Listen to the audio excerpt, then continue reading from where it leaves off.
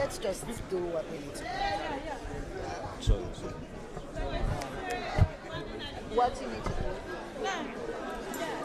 Well, this I will welcome you to this edition of the program here at Parliament. As today, the President will do what we refer to the state opening. We are in the President will usher in another session, and there's going to be the third session of the sixth Parliament of the Second Republic.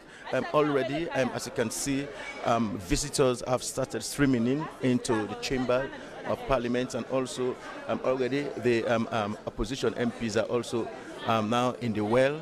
And also with their leader, the Honorable Abu Kago is there. And also we can see from the ruling SLPP, some MPs from the ruling SLPP are also in the chambers. And also we can see a host of government officials, dignitaries, even local and international dignitaries all in the well. And but as you can see, where the President will be delivering his State of the Union address to the people of Sierra Leone.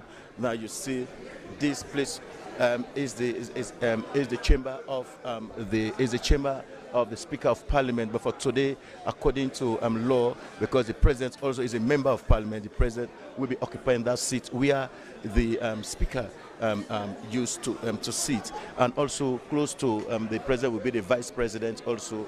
And also upon arrival, the President will be will be welcomed by the leadership of Parliament, both from the ruling and also from the opposition, and also some other members of MP.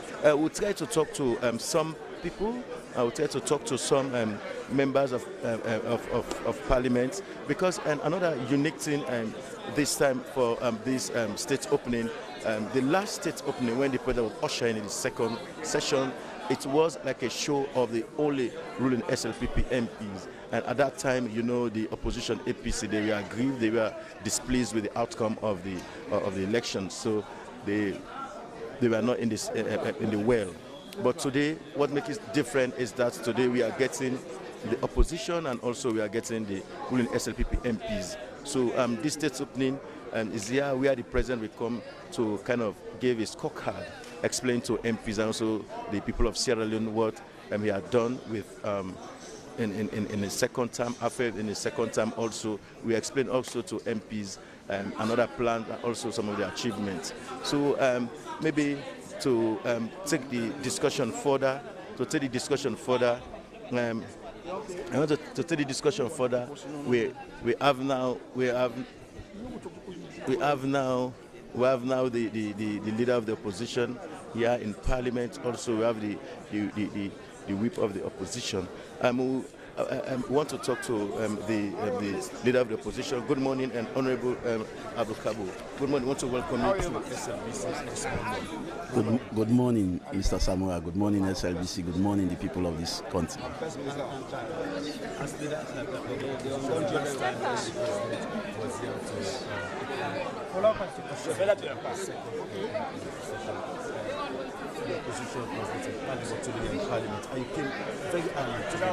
No, the last time we were in Parliament, it was the first session that we were not in Parliament.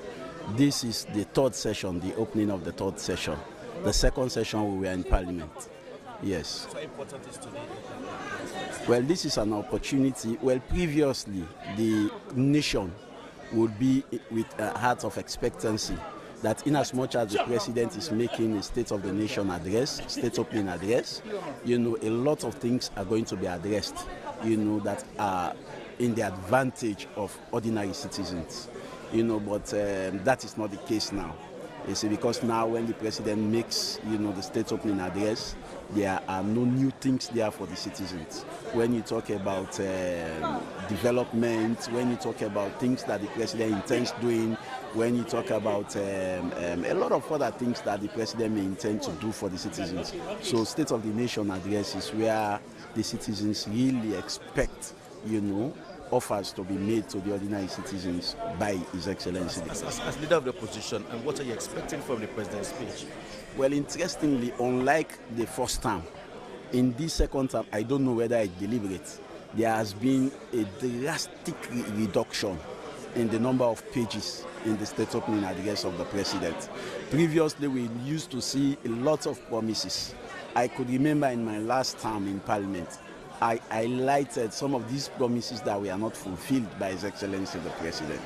In the previous state opening, it was only few pages, and the President did not even spend enough time to read, the state opening address. So now it's like it's not more of promises, because the essence of the state opening address is for the President to tell us which areas of his manifesto he has decided to address this very year, you see. But that did not happen in the last session, and that did not happen in his first session of this very sixth Parliament of the Second Republic. So we are with the act of expectancy that the President would not tell us what he intends to do, the challenges in his manifesto that he intends to address, which should be the case, So this is going to be just a normal state opening.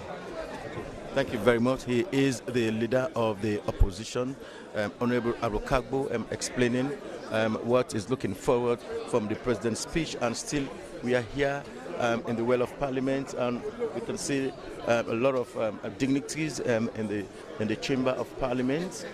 They are here just to come and listen to the President. And already, as you can see, ministers have started trickling into the well. Now, we just spoken to the leader of the opposition, and now we are here. We are here to the ruling SLPP, and this here is the ruling. So for that, we want to engage. Going to engage MPs from the ruling, for them to explain to us this day, the relevance of this day, and for that, I will talk to Honorable Kekurat Vandi. Is a second timer here in the Well of Parliament. He is the chairman for the Energy Committee. So good morning, Honorable. I want to welcome you to SLBC. Today is the state opening of Parliament. You are dressed in your party color, and also you are dressed in your party color. So explain to us the relevance of today's state opening. Good morning, SLBC. Good morning, viewers, and good morning to my constituent. Today is a constitutional mandate performed by the President. If you look into the 1991 Constitution, the President is head of Parliament. So it is incumbent on us as a government that every year the President come and deliver his speech. We refer to it as state opening of Parliament. Once that is not done, anything discussed in the Well of Parliament does not hold at all. So it's a constitutional mandate. So that is what we are coming to perform, what is coming to perform today. Okay, so what are you expecting for the President's speech?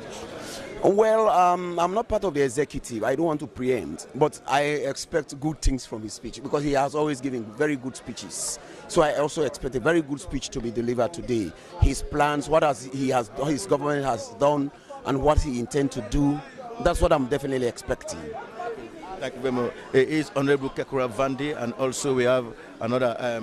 And also an MP from the ruling SLPP. I will be talking to a host of MPs today in the state opening. For now, I want to talk to also another second-time MP.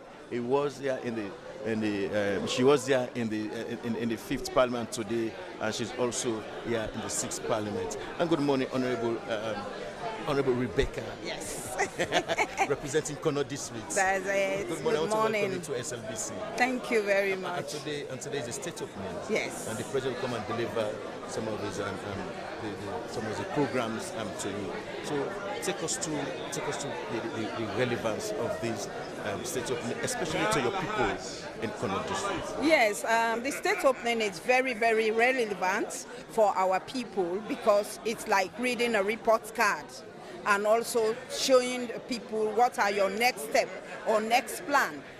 Today we'll be hearing from the President what has happened in the different sectors from mining, agriculture, youth, women, education, health. So we'll be hearing from the President what the government have done so far in those areas. There are a lot of climate change, and also what are the next plans because we as the ruling party, SLPP, we believe that the government has done so much in these sectors that are that hold the lives of people. And we want to assure our people that these deliveries are out there.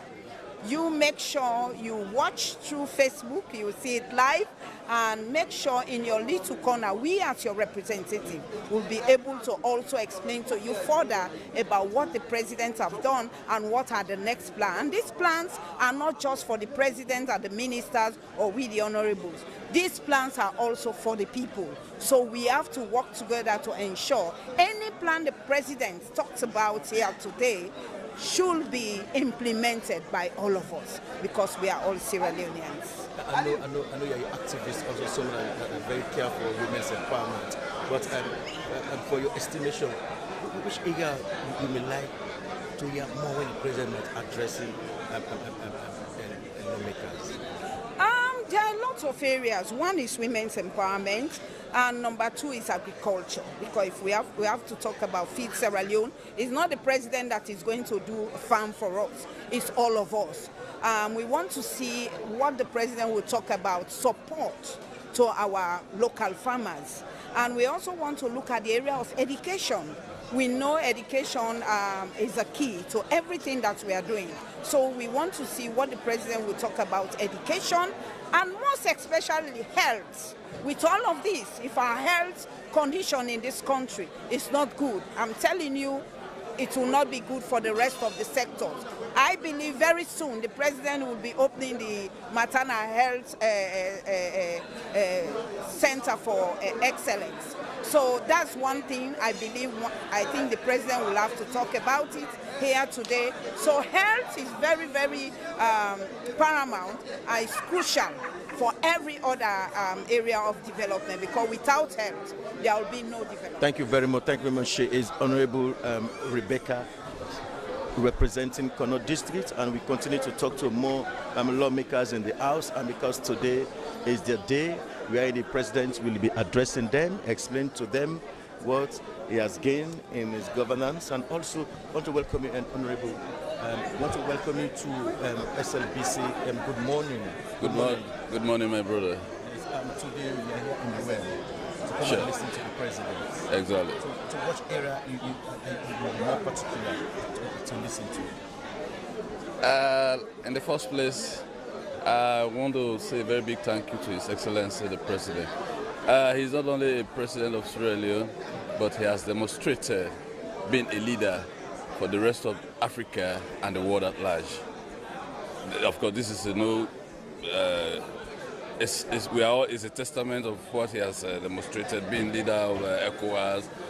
He has taken this country to be represented in the Security Council. So that alone, externally, we are there. And of course, internally, this is the president that has washed the face of this country. We have a dented country for the past years, of course. So internally, we are now recognized, or externally, we are recognized. And again, within the sub-region, we are also a big brother. And within the citizenry of this country, this is the most popular president I've had over the years in my time as an adult. You know, education, of course. This is the president that has prioritized education, and we all know what it means. When the country's population is educated, we know what it means. They can knock the door. Education can help you knock the door at all advantages. So, of course, the youth, prioritizing the youth population, he has, made the youth to realize their potentials. Look at all sectors within the governance architecture in this country. Youths are represented. They are now taking lead in their own development and in their own aspirations.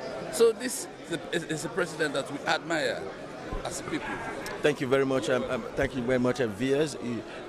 There is another representative from the ruling SLP MP is just explaining about. I also have another Member of Parliament. In fact, he is a paramount chief member of Parliament. Good morning. Yeah, good morning, SLBC. So, who are we speaking to? My name is Honorable Paramount Chief Ali Balansama Mara, the third of Sangbe Chiefdom, Connecticut District, and Chairman PCMP. And you are here this morning to come and listen to the President's state opening. So, how relevant is this day for you as a PC lawmaker? Well, today is a special day, and it's an historical day for us as a nation of the Republic of Sierra Leone. Today is the state opening of the third session of the sixth parliamentary session in the Parliament, wherein we are going to have His Excellency the President, retired Dr. Julius Maada Bio, is going to address the nation. So, Honorable PC Mara, so what area do you think, or you're expecting the President to explain more? Well, actually, he's going to address us about his success stories and his plan, what he has for us, and the packages he has, and discuss the way forward as the way his government, the effort that his government has been doing to transform Sierra Leone. Well, thank you very much. He is Honorable Ali Balansama Mara. Is a member of Parliament, but also a paramount chief representing. Also, we have from the opposition. Again, we just flip over to the opposition, and also we have, for that matter, the whip from the opposition, Honorable Catherine Zainab Tarawale. She is a second timer in the Well of Parliament. Good morning, Honorable. Yes, good morning, SLBC, and good morning, Sierra Leoneans. We are saying a very good morning in a raining morning. So we want to say thank you for watching us, viewers, and we want to say thank you for seeing Parliament. We are here to do the opening session of the third session of the sixth Parliament by His Excellency the President, and we are here to give all our support, and we've been given our support, and so we are giving again our support for this particular session of the third opening of Parliament. And today the President will be talking about different areas of his governance. So which area as an opposition MP are you looking forward to explain? We are looking for development. Development is key. The problem of inflation is killing our people. And remember, even if the price of a bag is down, if the price of cup of bag of rice is still up, there is nothing, there's no reflection on the inflation issue. So we are asking the President to still go back to the issue of inflation. Inflation is still on the position that people don't want to see it, and we are saying, Mr. President, can we please say, thank you for putting down the price of bag, but can you please do the monitoring? Can we all do the monitoring for the benefit of all Sierra Leoneans? Development is key. Our roads are so bad. We want to see more development. Education is another area where the government has made huge success, according if you listen to the Minister of Education. Our education is very key. No development without education. So we are calling on the minister and other stakeholders to revisit the curriculum, because we've been hearing some issues into the new curriculum, especially with WAEC and the issues of the West African issue. So for our kids to be satisfied, for our kids to be safe, we want education to be thoroughly looked into. We want education to be another priority for the benefits of everybody. Thank you very much. She is Honorable Catherine Zainab Tarawale, representing the opposition. She is one of the chief whips representing the opposition here in Parliament. And so we are...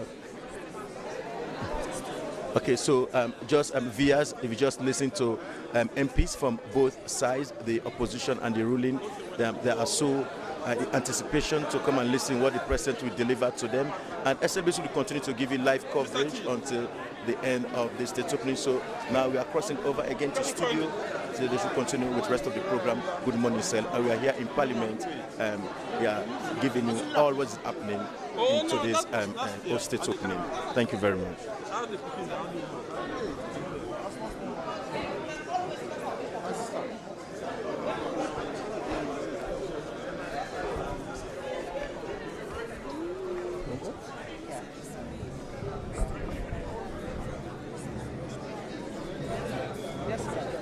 Yes, ma'am. Thank you, guys. So today, Digi is our producer for today. My wife just gave birth last night. So you wanna you hold the camera?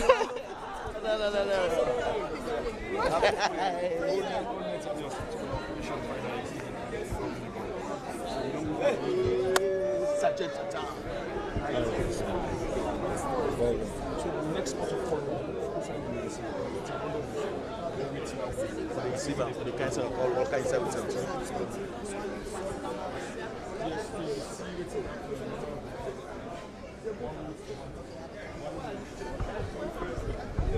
Samuel Logo. Mimi, your politics is the banner. The leader.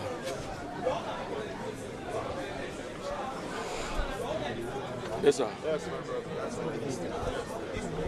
So why not see, man?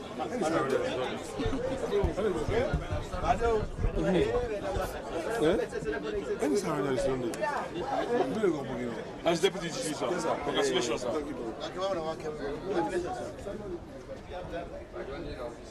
How was it back here? How was it?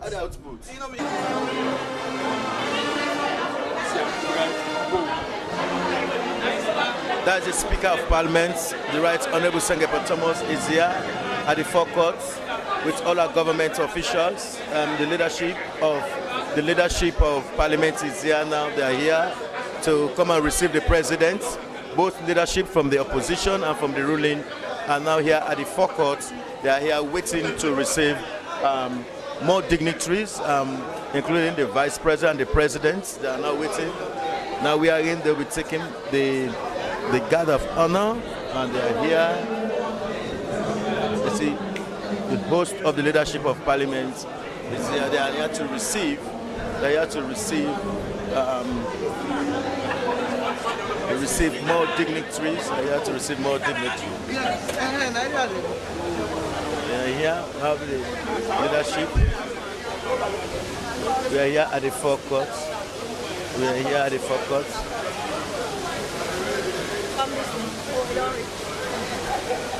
All right, and the lady.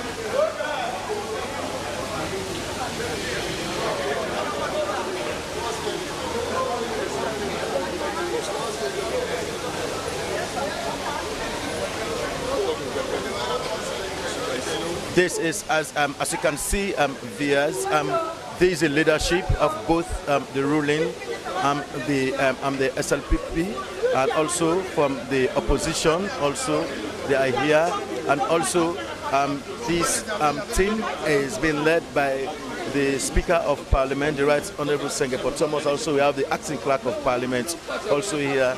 They are here to come and receive the Vice President and also the President in subsequent time. But as you can see, these are all the leadership of Parliament, the Speaker, the Deputy Speaker, the Leader of Government Business, and also the Leader of the Opposition, Honorable Abukago, and also the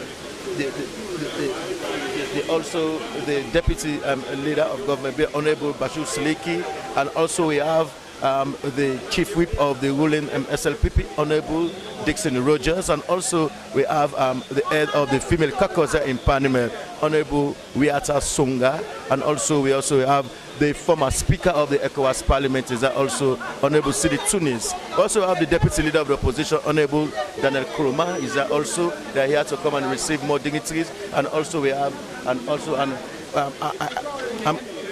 I will refer her as the oldest member of Parliament from the Honorable Veronica. One of the oldest, the longest serving member of Parliament. Also the Deputy Leader, also for the opposition, Honorable Aaron, and also we have also the leader of the Deputy Leader of Government. Is a two. Honorable Emerson Salama representing the people of Connaught District.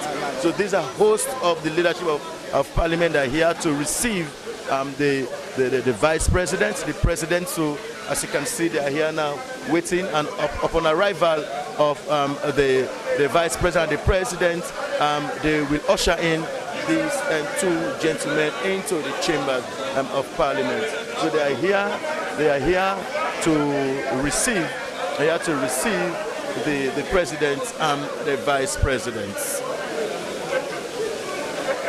Well, Fambul, I'm for telling us we're still in our Parliament. Now we're in the forecourts of Parliament, and we continue with the outside broadcast. And this time at the Creos and side with the looker now. And now as you see, I'm not saying as you see now, they watch now from you screen where you did.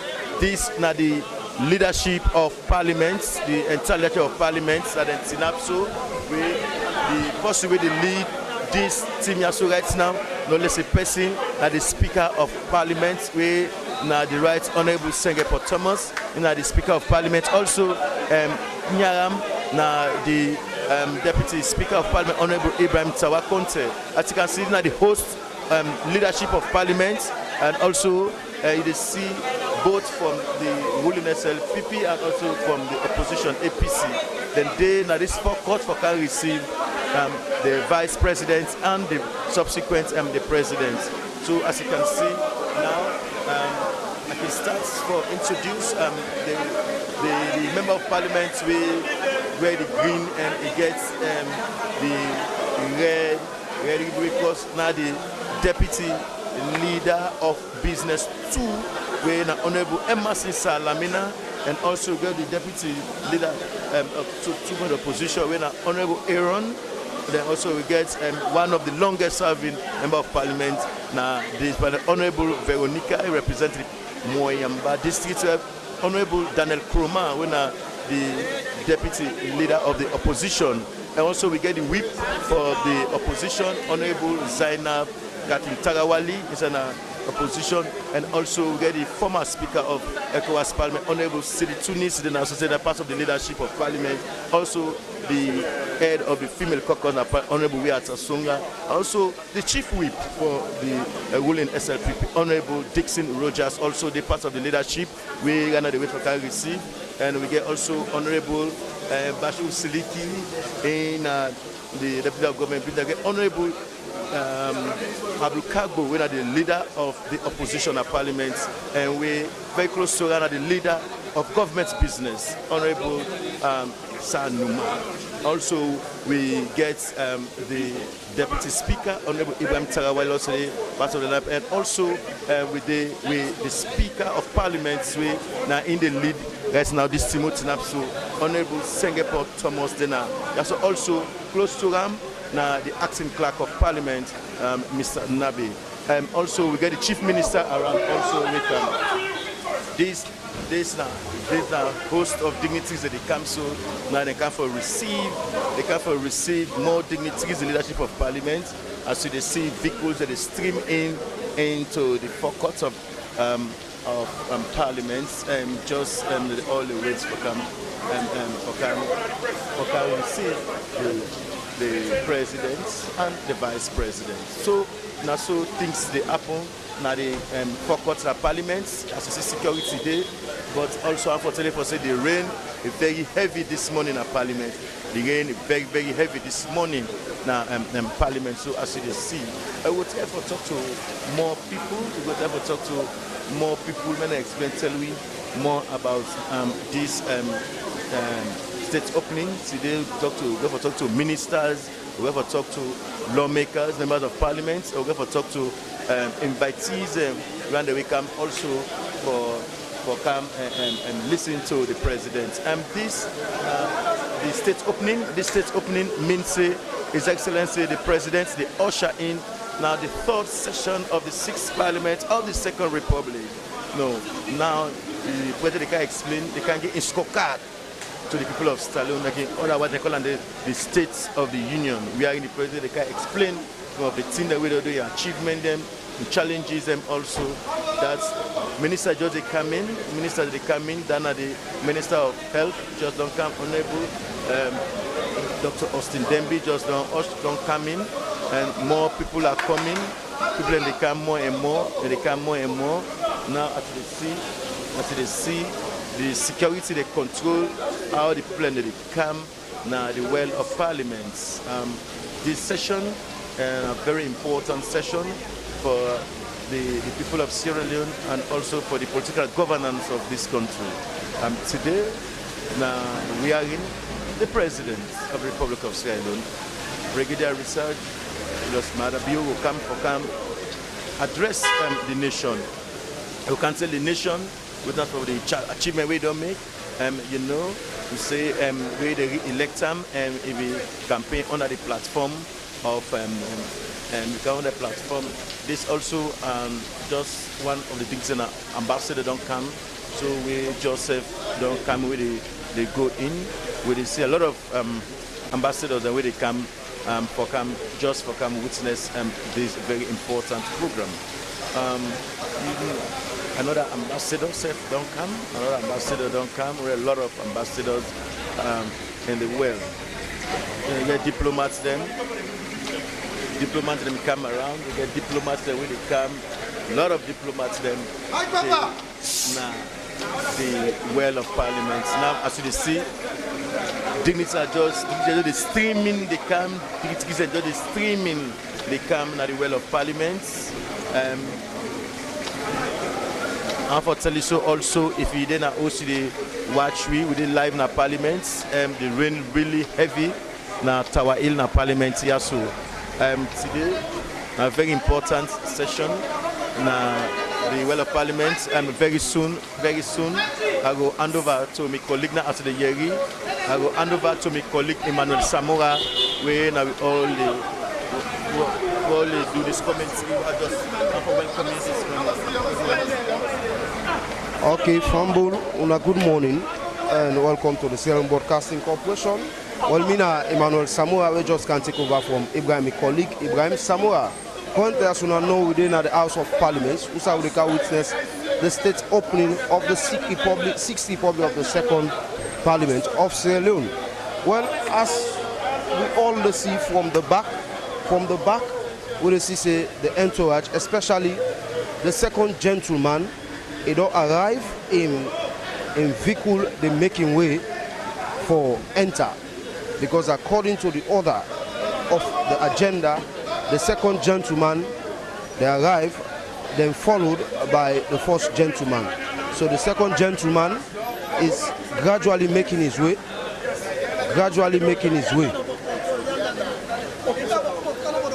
The second gentleman is gradually making his way. And we see gradually the second gentleman in vehicle, they make way for come stop.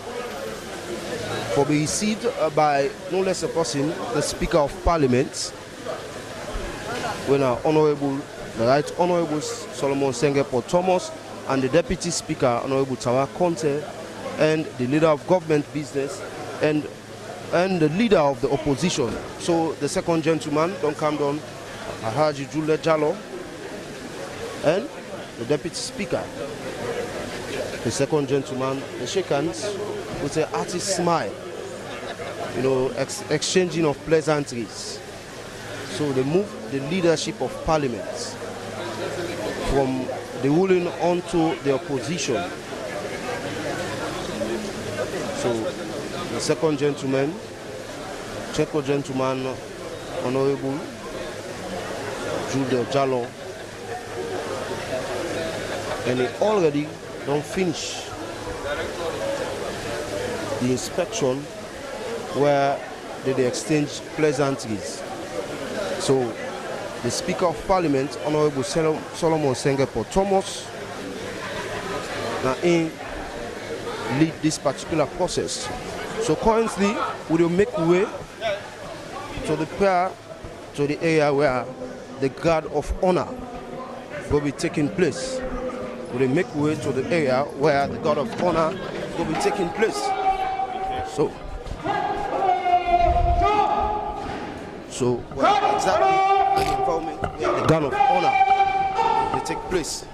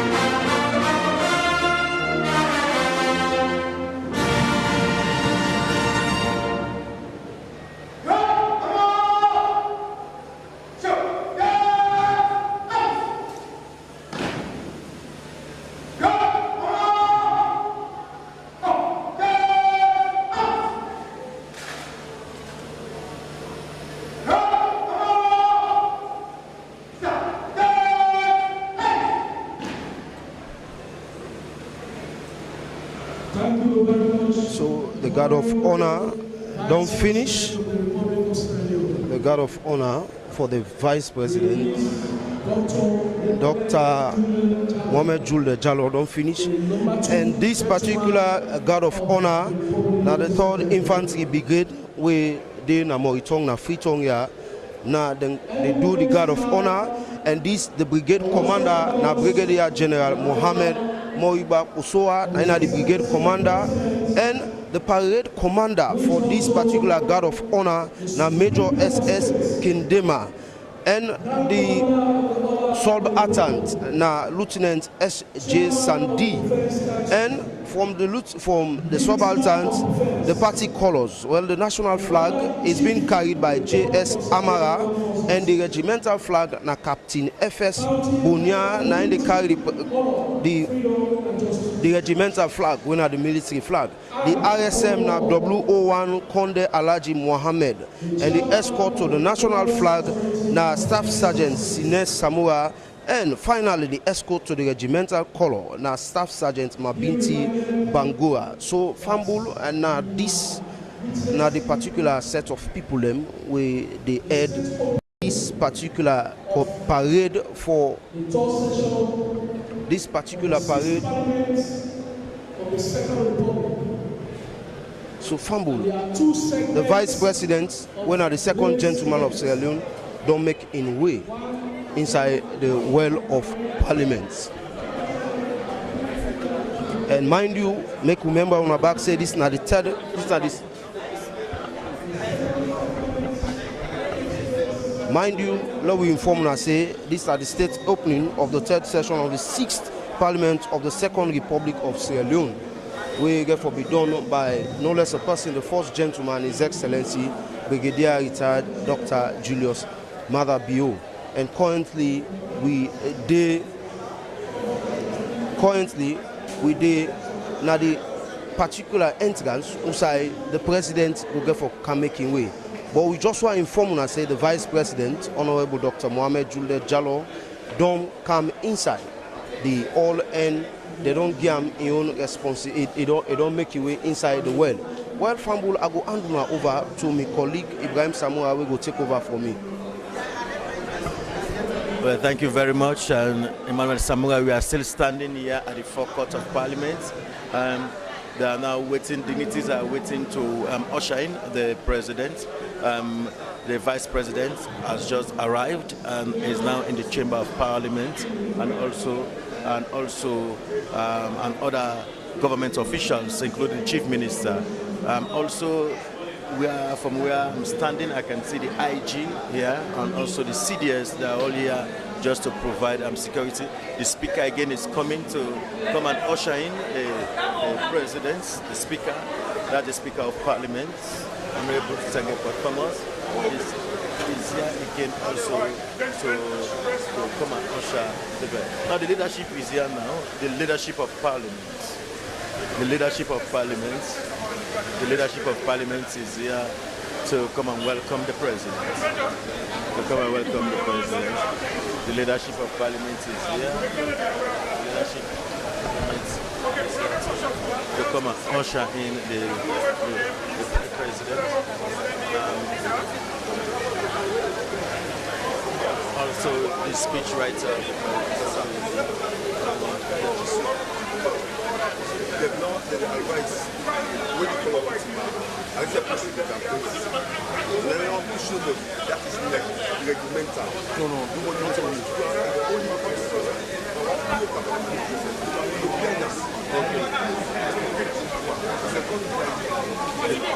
The leadership of Parliament is here.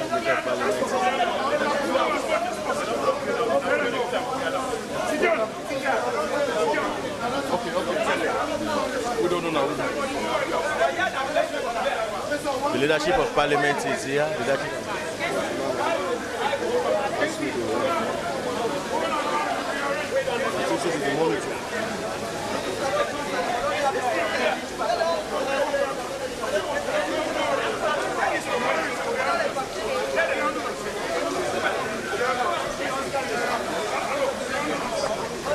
Oh, you man the top one. Okay, Okay, they don't. We are still here at the forecourt of Parliament. Let me hand over the mic to my colleague, Emmanuel Samura. We will take you through the Creole committee. Well, as you rightly hear from Ibrahim, we're at the forecourt of the Well of Parliament. Well, the Vice President, Honorable Dr. Mohamed Julle Jallow, don't enter, and the Speaker of Parliament, when Honorable Solomon Senghor Thomas, don't lead them. They don't go do the guard of honor, and they don't lead them to a seat inside the Well of Parliament. So currently, we don't come out back now the forecourt where the President is there about for making way for come now the forecourt of Parliament, where go able for making way for go for the guard of honor, as well as they enter the well for go taking seats for this particular state opening of the Second Republic starts of the state opening of Parliament starts. So Fambul, this now waiting we observe currently, and as we see, every security protocol is being observed here currently in the Well of Parliament, and the securities they move helter-skelter for ensure say everything come into play well and fine. So viewers, now this you get, now the update this way you get from the Well of Parliament.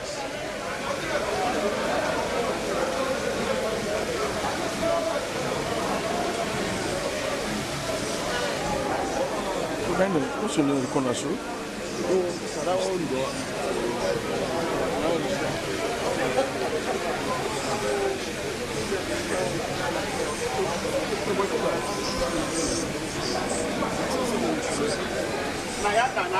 Oh, that's the council back. That's the council back.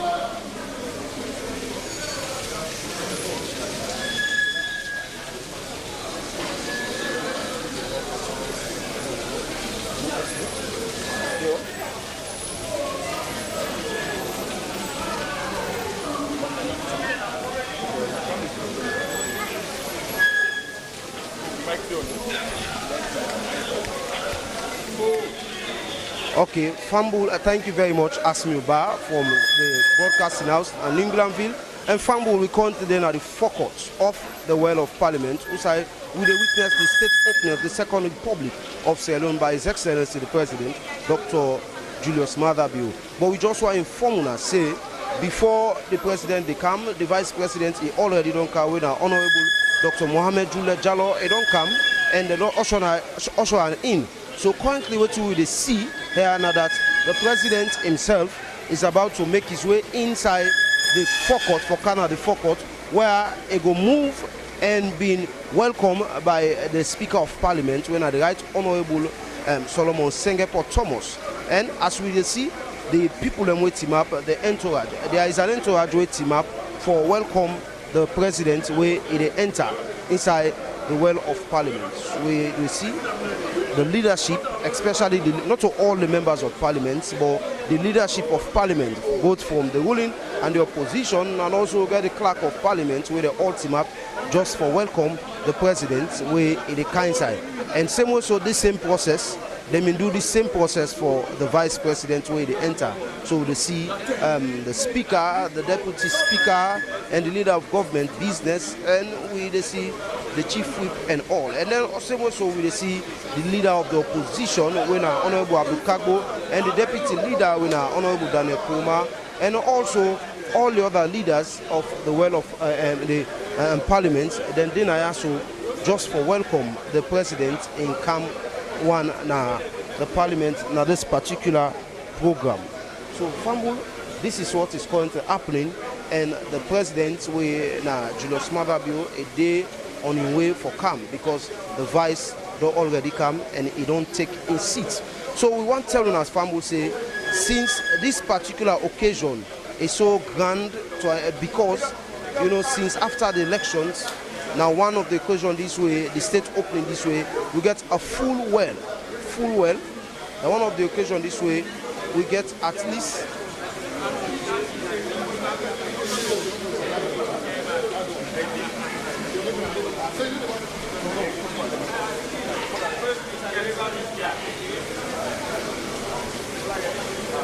so viewers, now this currently they happen at the well, and there is no tension, because if anybody they tell you there is tension, there is no tension in parliament, because we see, both the opposition and the ruling, then they get friendly chats and there is all laughing and smiling in the well of parliament, whilst the security they make sure say everything they in place just to welcome the president in Camp 1 at the well of parliament.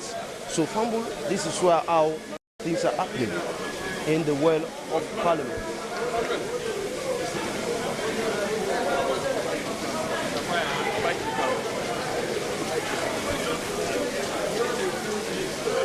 So viewers, the president, we have been duly informed. We have been informed that the president is very close for enter at the forecourt of the House of Parliament. But why is the president there about for making way? We don't see several dignitaries, both from national and the international communities. Then they make their way and they don't enter inside the world. They enter inside the world.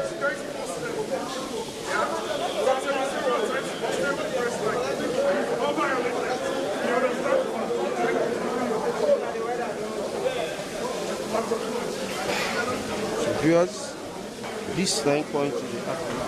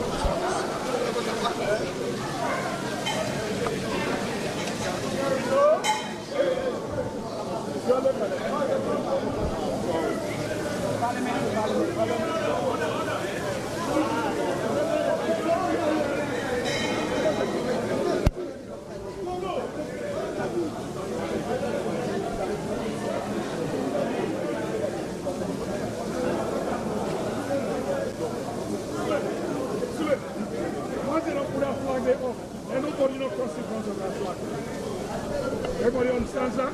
Once that flag there, we are not crossing front of the flag. Okay? The flag of the military people like this. And I stand up, first of all, you walk like this. If you are walking, you can walk at the end. You know they walk at the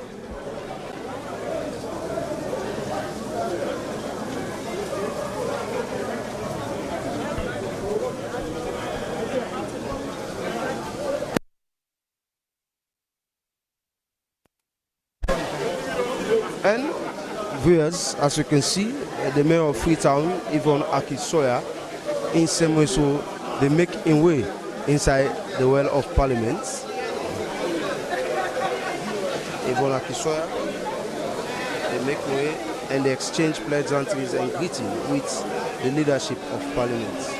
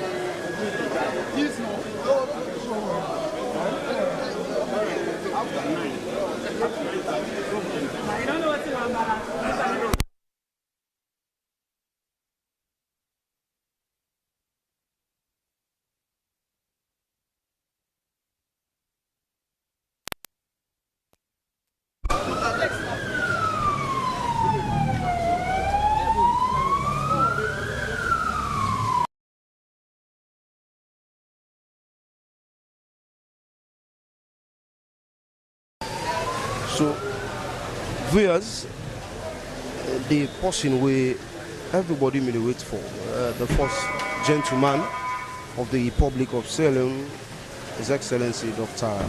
Julius Maada Bio,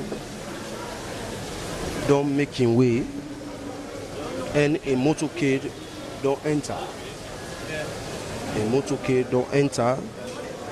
We clearly tells you that the president don't arrive at the forecourt of Parliament. The president don't arrive at the forecourt of Parliament. And amongst the motorcade, the white vehicle, where he gets the flag, the national flag of Sierra Leone, and another flag that bears the coat of arms. Now the particular vehicle where the president's there, and we used to see the security details. Then Timap Banyon Motoka. So the president in vehicle, they gradually making way for come to a still. Okay, the president in vehicle don't come to a still for make a calm down. The president in vehicle don't make it don't come to a still for make a calm down. So viewers, His Excellency, retired Brigadier Julius Maada Bio don't calm down and exchanging handshake. The Speaker of Parliament, the Chief Minister, the Deputy Speaker, the leader, and the leader of the opposition, all our leadership, the president now currently gets a handshake with them. And back of the president is the First Lady, Fatima Bio. So viewers, the first gentleman currently.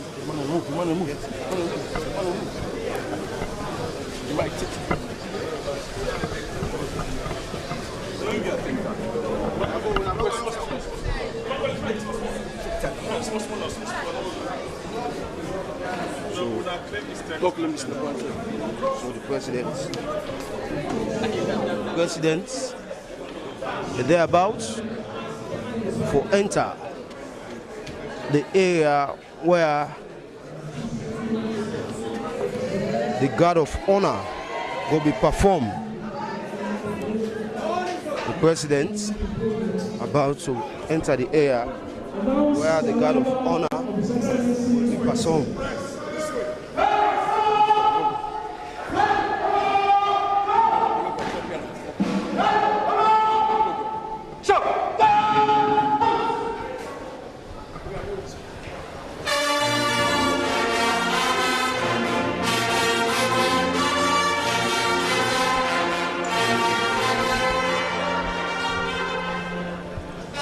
Guard of honor for the president.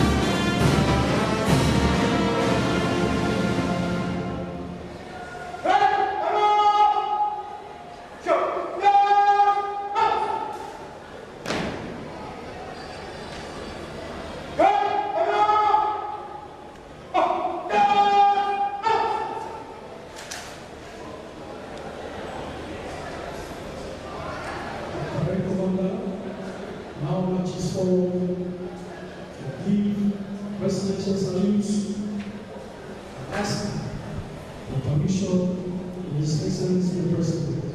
Your Excellency the President, Commander-in-Chief of the Political Armed Forces, the Grand Commander of the Republic, Council of Congo, Ministry of Freedom and Justice, Minister of Defense, Father of Democracy, Chairman of the National Security, God of the Republic, provided by the Staff comprised of 4 stars, 96 men and women, including armed forces and youth around. Commanded by R. SL 1449, Nation SS to Milan. 44, we have the rest of So Major SS Kindema, when the parade commander don't tell the president, don't tell him exactly what are the composition of the officers where they for this guard of honor, where the particular people where they are there alongside the armed forces regimental band. Well, this particular guard of honor, now the 3rd Infantry Brigade, within a Moitong, na Freetong, they provide this particular guard of honor. The armed forces regimental band, they play a nice song whilst the president continue for his respect. Well, at the front of the president, we get the party colors and the one we carry, where they escort to the national flag. Now, Staff Sergeant Sine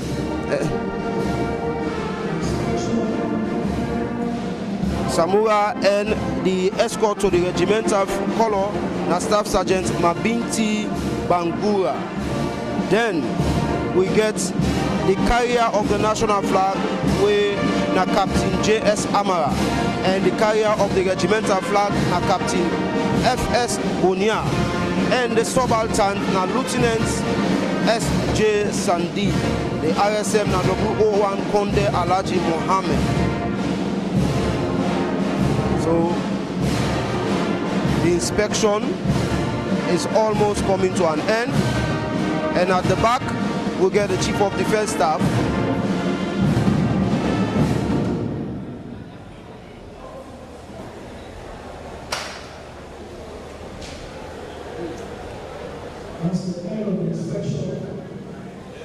The inspection don't end, and the president is there about for making way at the podium, where another form of salute will be given to him before he left the podium for making way to the Well of Parliament.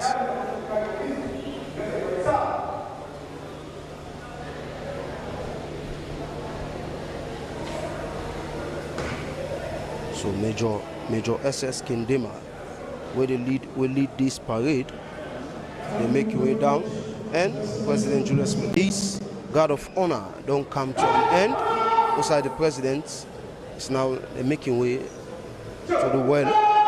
They make way inside the well. We don't need camera again. We don't need camera again. Okay. So viewers, the guard of honor don't come to an end, and the president is now making his way.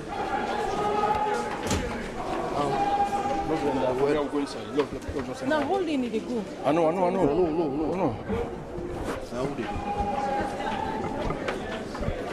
The president and the first lady, alongside the speaker, Honorable Senator Thomas. So, viewers, as you can see, the president don't already enter inside the Well of Parliament, and the president currently they go first na the chamber na holding, where they go get some minutes of rest before he enter inside the Well of Parliament. So Famul, at any time from now, the state opening of the 3rd session of the 6th Parliament of the Second Republic of Sierra Leone, they start inside the Well of Parliament. So Famul, well, now we go cut first. We go send una over to Studio 2 na New England Ville. Also, the analysis and comments will continue And after which, when the program starts na the Well of Parliament, we go join una back for una get a glimpse of all una self the part of this particular session, even una day at the comfort of una houses and office and anywhere else una day.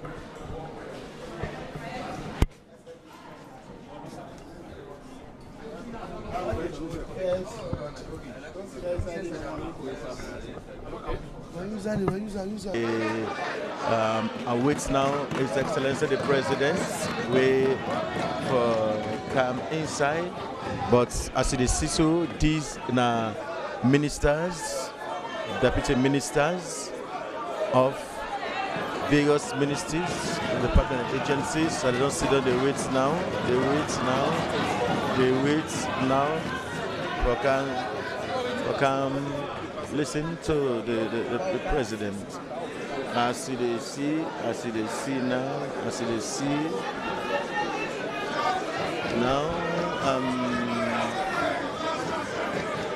with listeners and viewers, they follow me now, they inside. Now the chamber outside, everybody sit down, they wait. As he starts on the sit down for the president for me to come, and the president they now the speaker's office.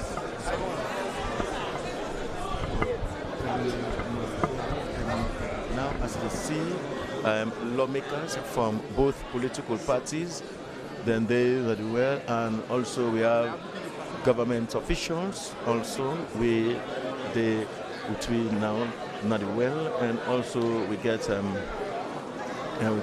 other lawmakers and also we the well of parliament. So the scene they right now this morning, these all ministers sit down from various ministries, and also we get also head of parastatals. Yes, we also the between Ayaso, and also we get the acting chairman for the opposition APC himself, then also OS Yansaner. Then also we get also the former chairman Prince Ard himself, the well, and the mayor of the municipality serve the well. We get host of dignitaries. Also we get the diplomats themselves. We come listen to the president in statements. We get the host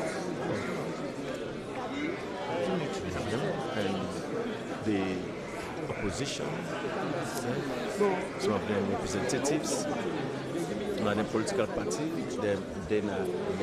and also in attendance the former vice president. In fact, the two former vice presidents, Denayaso, Victor Fosef, Denayaso, and Chief Alaji Samsmana, they all the well of Parliament, and they all day have the IG, the CDS, and the head of prison, the head of the well. And we will talk to people. We will talk to them. Listen to me, different dignitaries. Talk to different dignitaries. Everybody don't sit down. The president is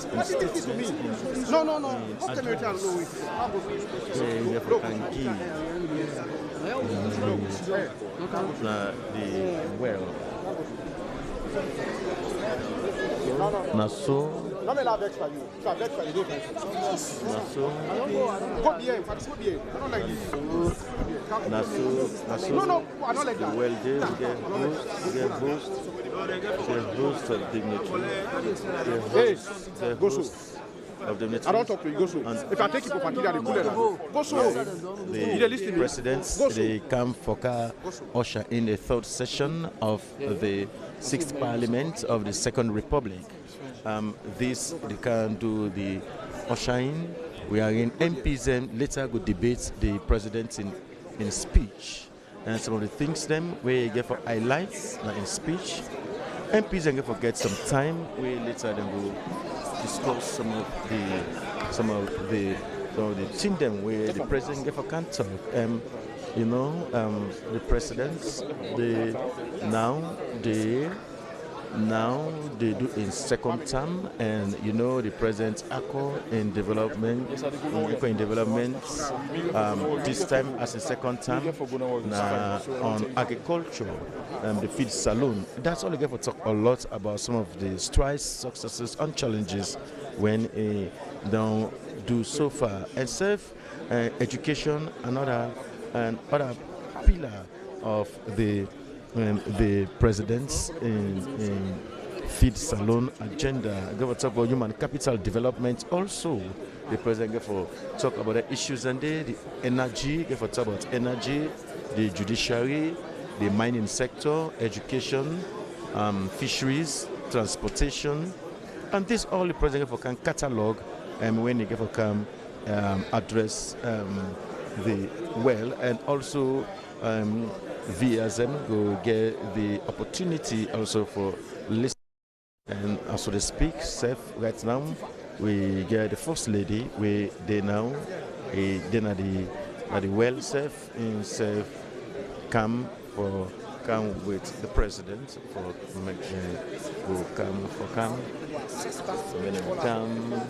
when we come talk to the people of Sierra Leone. Some of the things them we don't do. These are like a scorecard. These are like a scorecard. When the scorecard where the presidents they can give to people.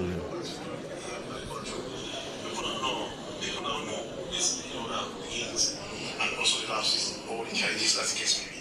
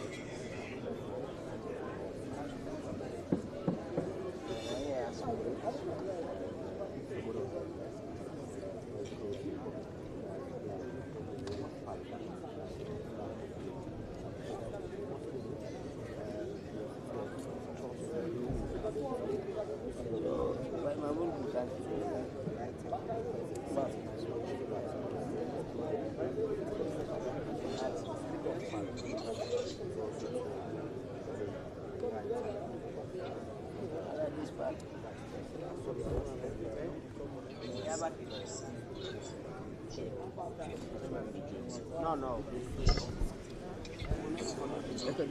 Yes, so let me compare. So I reduced to 2 people. So one don't go. No, not 2 people. So I got to cut down. One comment to the comment to the one.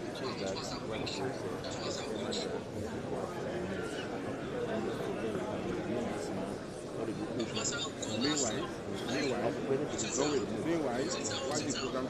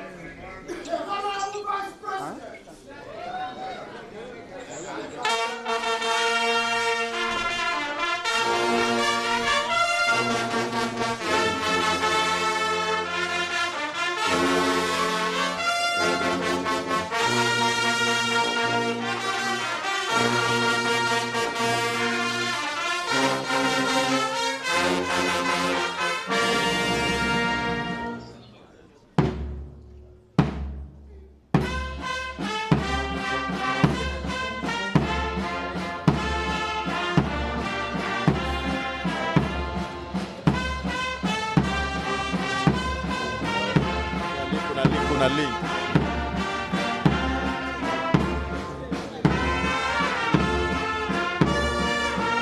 That's not the Vice President, Dr. Mohamed Jule Jallo, just the usher in the Chamber of Parliament. The VP, don't forget to take his seats. The VP, go take his seats now. The usher in.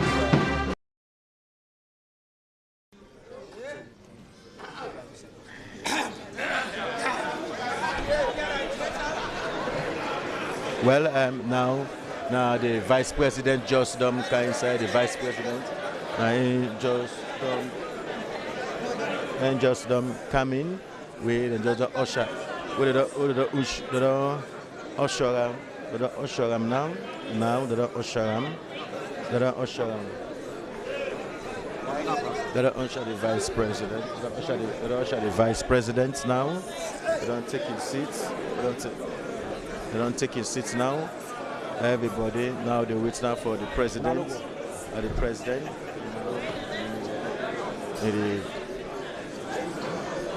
The first lady don't taking seats. The vice president don't taking seats. They now wait now for the president.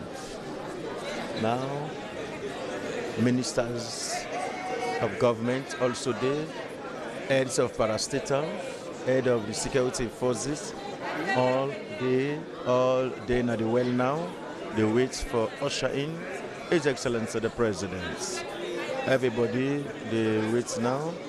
Everybody they wait, they sit down, they wait for usher in the President. The judges them on, they now they sit down. That's the undertones from the opposition.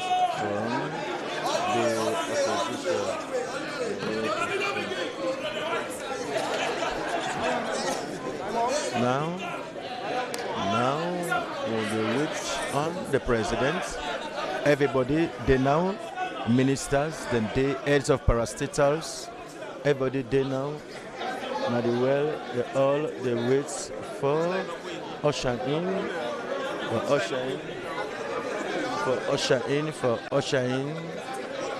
His Excellency the President.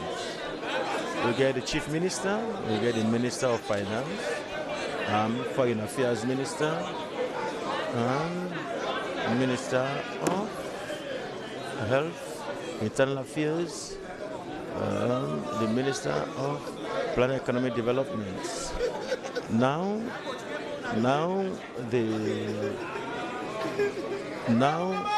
shine His Excellency.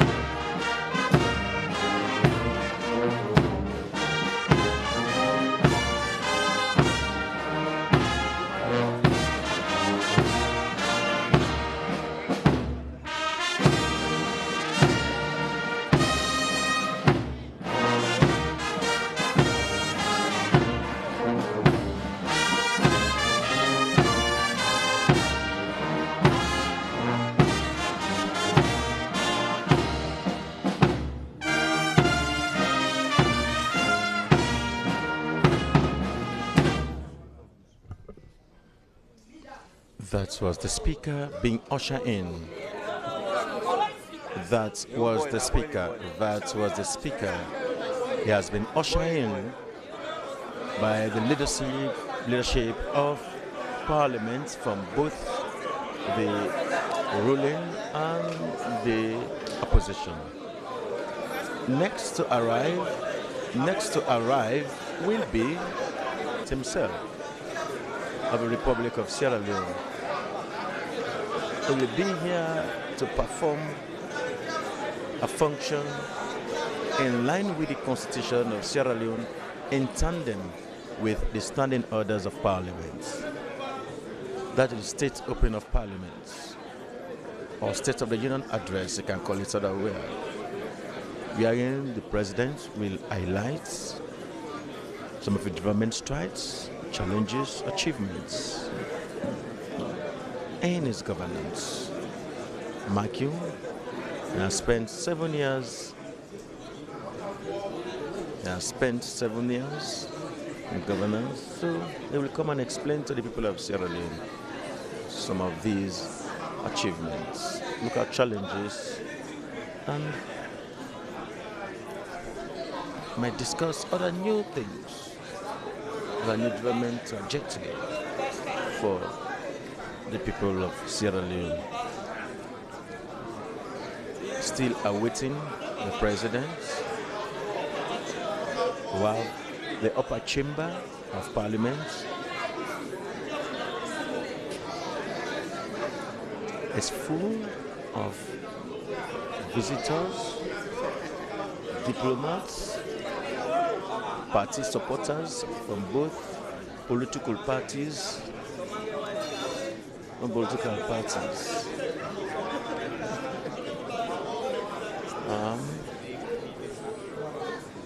There were a lot of undertones. From the opposition and that of the government.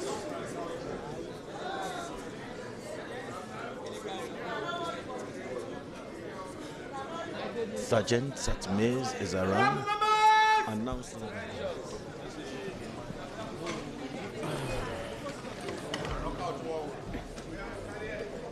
you can. Distinguished ladies and gentlemen, His Excellency the President. How many you got for him, man? What's kind of problem? No, who said it?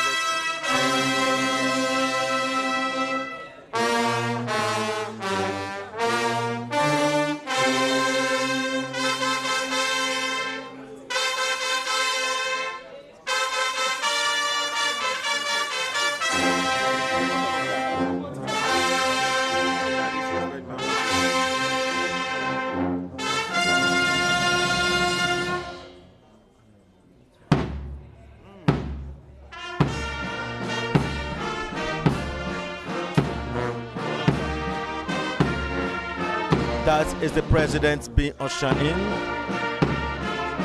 led by the Speaker of Parliament, the Acting Clerk of Parliament, and other members from the Clerk's office. The leadership of both the ruling and opposition accompanying His Excellency the President.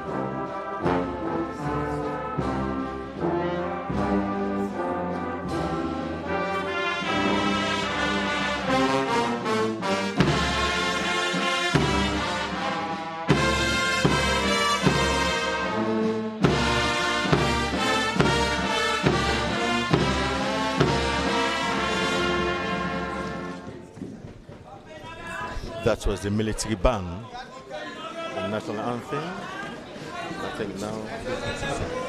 So, Maul first this. Make it take one shot.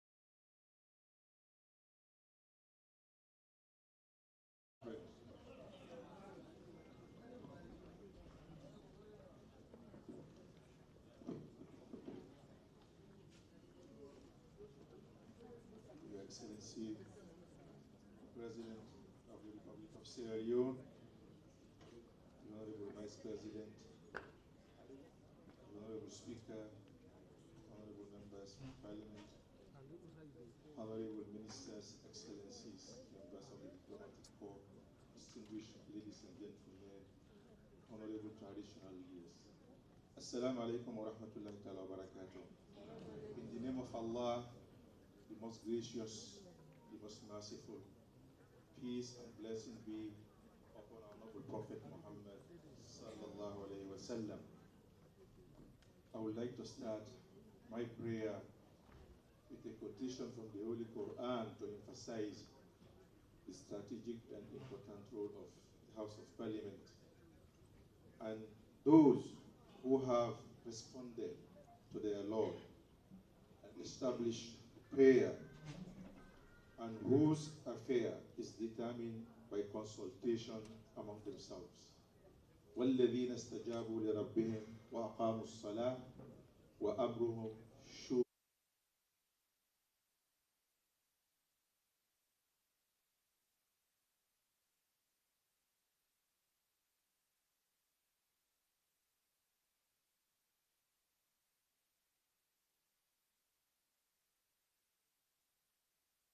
To you, Allah.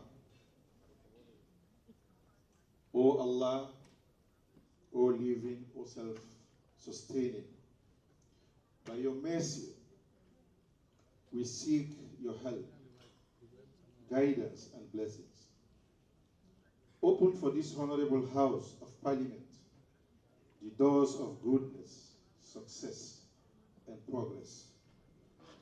O Allah, guide the deliberations and programs of this third session of Parliament.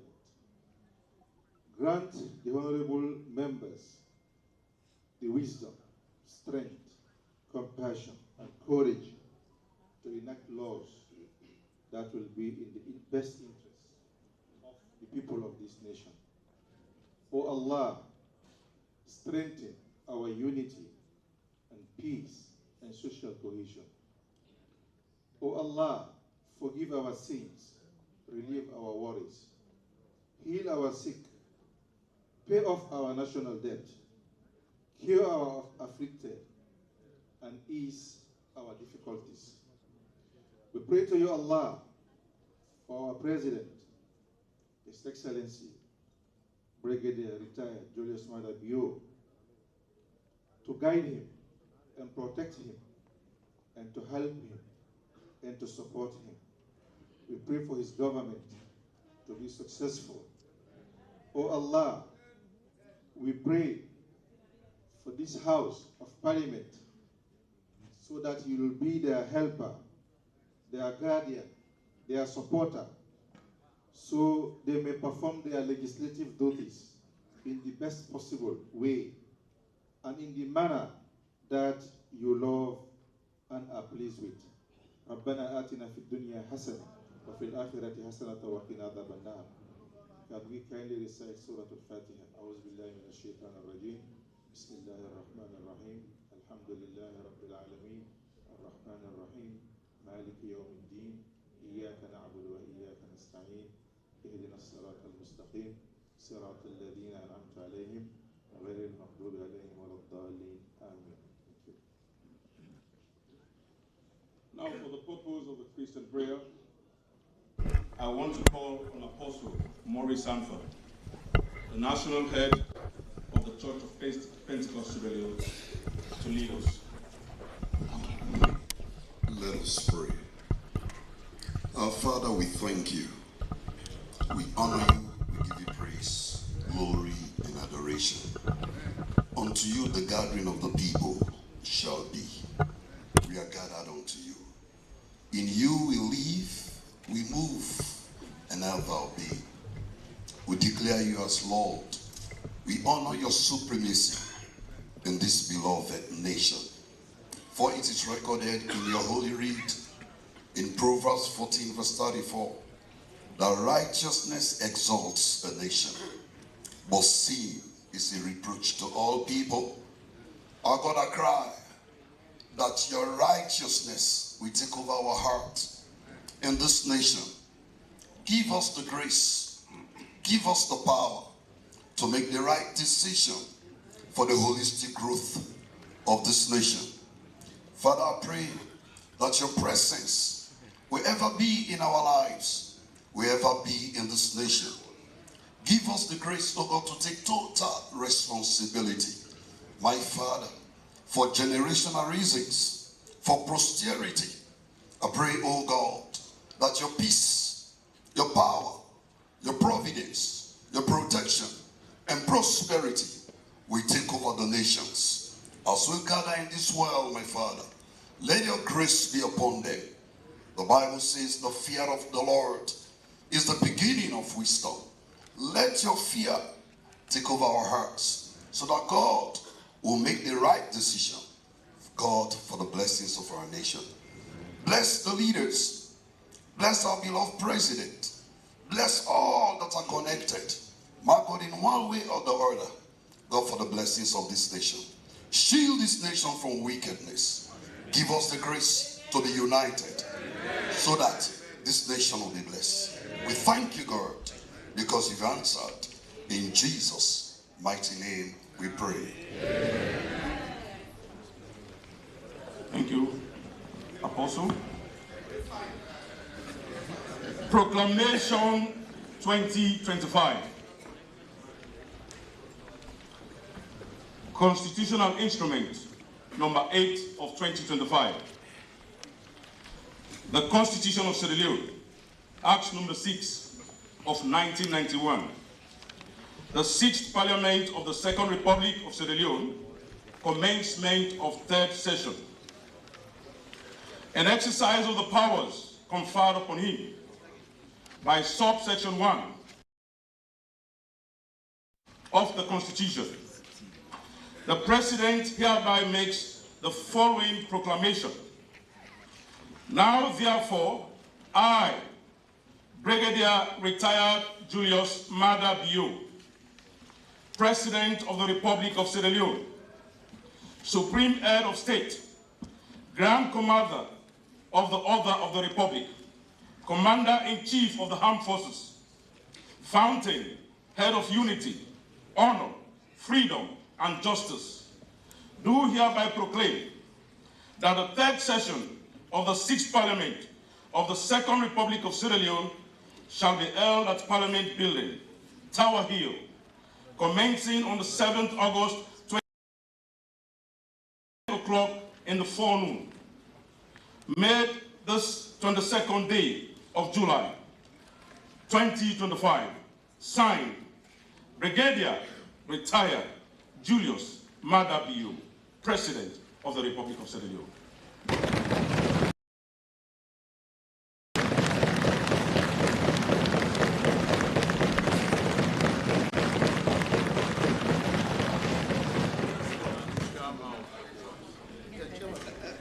Honorable Vice President, Mr. Speaker, my Lord the Chief Justice, Her Excellency the First Lady, Ministers, Deputy Ministers of Government, and Honorable Members of Parliament, Your Worship, the Mayor of Freetown, Your Excellencies, members of the Diplomatic and Consular Corps, distinguished ladies and gentlemen, pray silence for His Excellency, the President.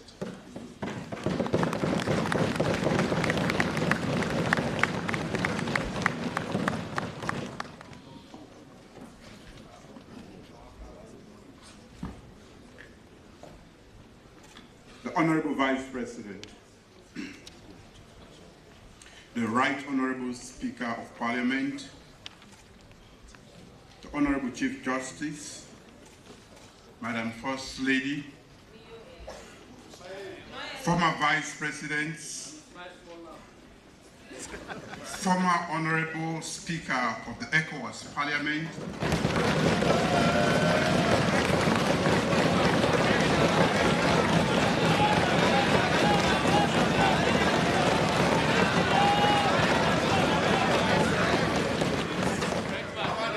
members of the judiciary, ministers of government, honorable members of parliament, our revered traditional and local government leaders, our religious leaders, the mayor of the municipality of Freetown,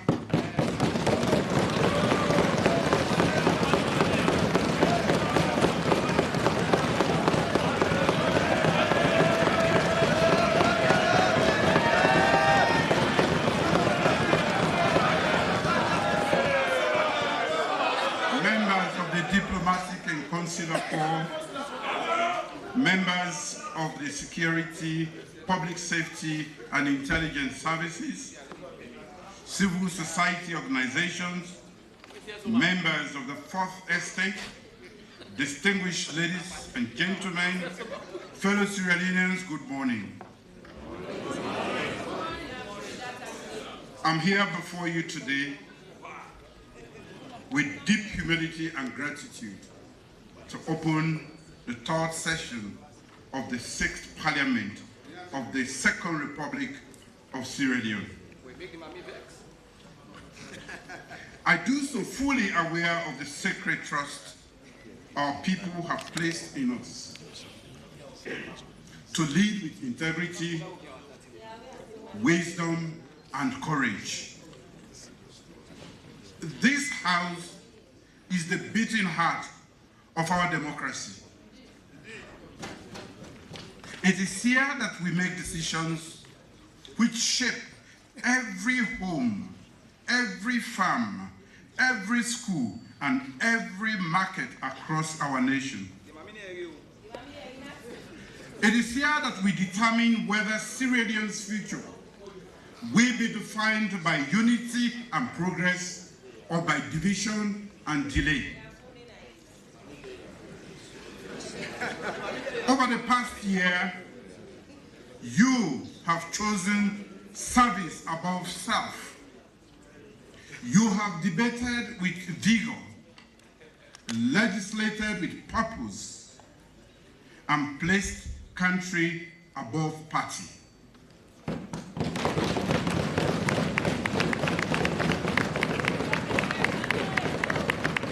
Whether stabilizing our economy, reforming the petroleum sector, strengthening national security, or expanding opportunities for our young people and women, you have shown the true character of a parliament that works for the people. I therefore commend the leadership of this House.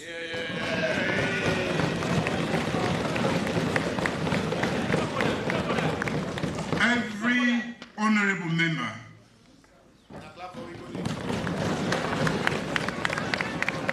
the heads of all political parties and our paramount chiefs, you have fulfilled your mandate with honor and earned the gratitude of a proud and hopeful nation. Mr. Speaker, honorable members, I will lay before this honorable House a comprehensive report detailing our governance record and achievements from the year past. I trust Parliament will give it the careful review it deserves, consistent with your oversight mandate and our shared responsibility for national transformation. My address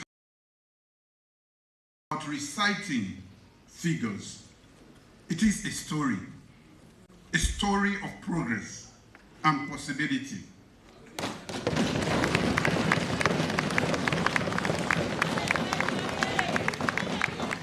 It is a snapshot of where we are, what we have achieved together, the challenges that remain, and the vision that guides us forward. As we open this new session, let us renew our shared commitment to serve above self, to put country before party, and to build a future worthy of the hopes of every Sierra Leonean.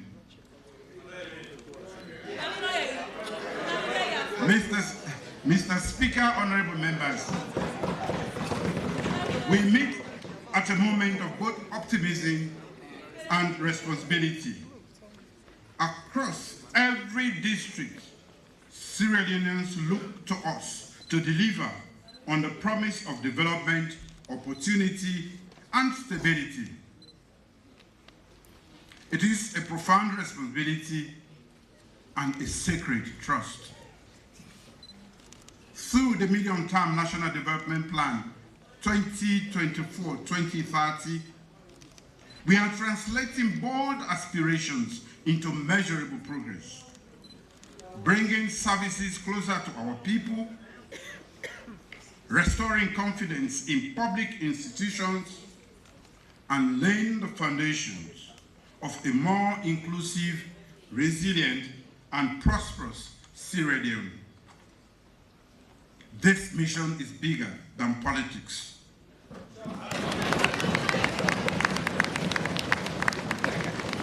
Bigger than any one of us. It is a task of a generation. The Big Five Game Changers overview. Honorable Speaker, Mr. Speaker, honorable members, our vision is anchored in the Big Five Game Changers. The core priorities at the heart of the National Transformation Agenda. I will highlight the key progress we have made in transforming agriculture, expanding human capital, empowering our youth, driving digital and infrastructure growth, and building a transparent and accountable public service. These are practical steps that are already changing lives. How we grow our food, educate our children, empower our youth, and power our economy, and make governance more accountable. Game Changer 1 feeds alone, agriculture and food security. Mr. Speaker, honorable members, when we launched the Big Five Game Changers in 2023, we set out a simple truth. Sierra Leone must stand on its own feet. We cannot truly prosper if we depend on ships sailing to our shore for our daily food. That is why Feed Salon sits at the heart of our agenda. Food security is about dignity, independence, and a future where every family can put food on the table. Last year, rice production grew by 8%, cutting imports by 14%, and saving us $15 million United States dollars in foreign exchange.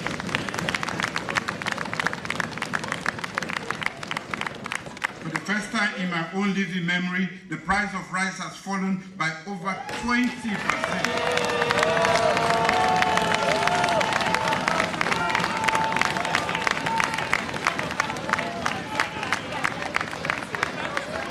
Giving families some relief. We have opened 3 new rice mills, reducing waste and boosting local processing. For the first time, The World Food Programme buys 30% of its rice from farmers in Sierra Leone.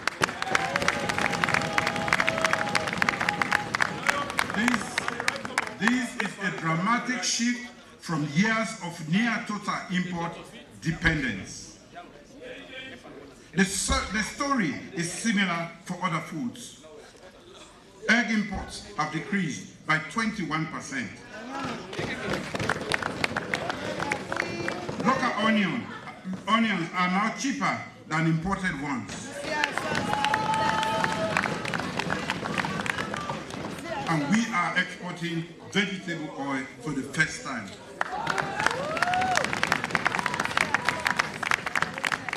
Behind these results is real investment, over $800 million pledged, with $205 million already committed to livestock, cassava, and rural roads. We launched a $10 million credit facility for modern equipment and Sierra Leone's first crop insurance scheme. We have mapped our soils digitally for the first time and registered 300,000 farmers biometrically, building a modern, accountable farming system.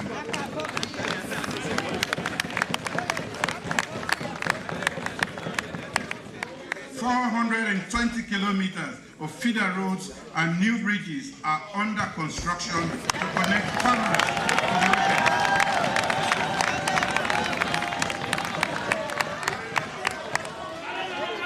Responding to climate change, we are embedding resilience into our food systems under the Paris Agreement. Mr. Speaker, honorable members, Feed Salone is a promise that Sierra Leone can feed itself, create jobs, and give farmers and young people a future worthy staying for.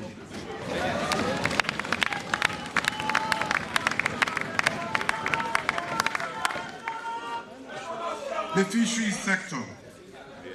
Mr. Speaker, honorable members, fishing sustains over 1 million Sierra Leoneans, especially women and young people in the coastal communities. The sector contributes 12% of our GDP and must be managed wisely. In 2024, the sector earned $5 million, already beating revenue targets. With our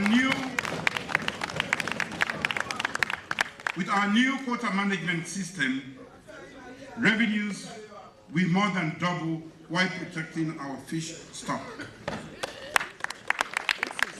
We have digitized fisheries data, launched an aquaculture and inland fisheries policy, and introduced a closed fishing season to help stock recover.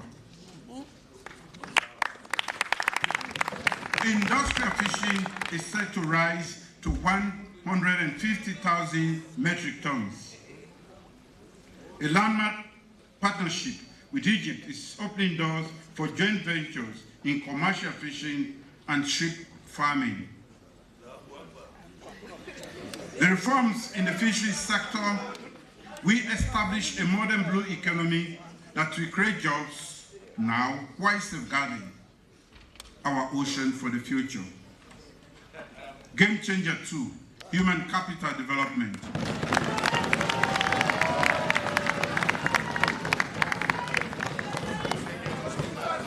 Basic and senior secondary education. Mr. Speaker, honorable members, no nation can rise above the quality of its people. Education is the ladder families use to climb out of poverty, and the foundation on which nations build prosperity. When I visit schools, I see children full of hope. Some work for mice, some study by candlelight, yet they keep dreaming. We promised that education will never again be a privilege for the few, but a right for every child. Today we are delivering on that promise.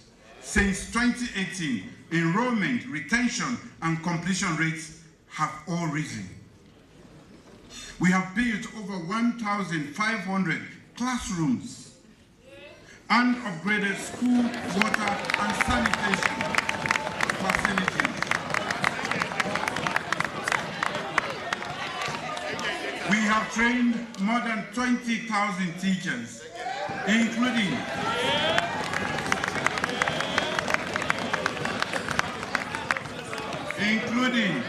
14,000 in early grade literacy and numeracy. We continue to pay fees for MPSC, Becker, BAS every time.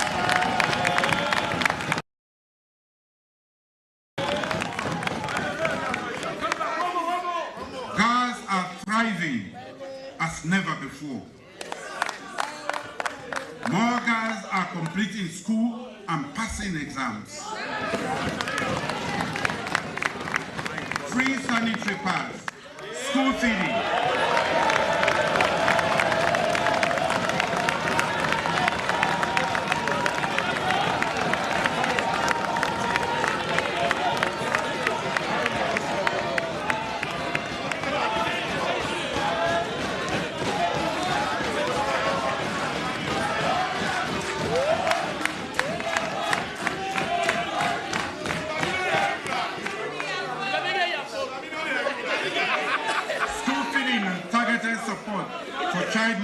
Helping them return to school and succeed.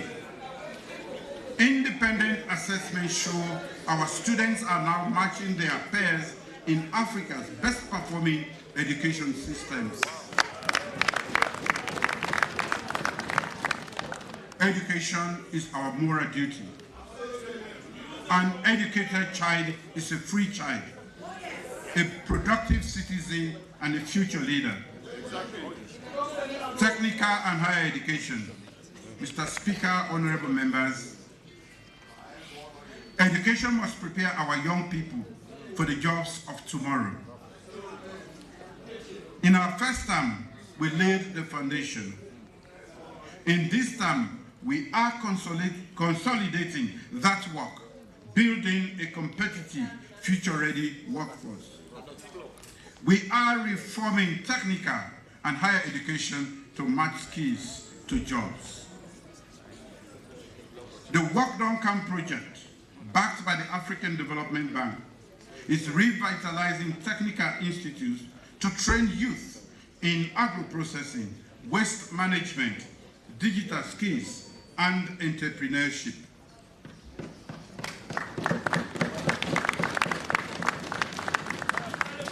The Center of Excellence for Automotive Training, a $3.5 million partnership with Japan and UNIDO, offers 960 hours of certified training in 39 modules, creating opportunities, especially for young women.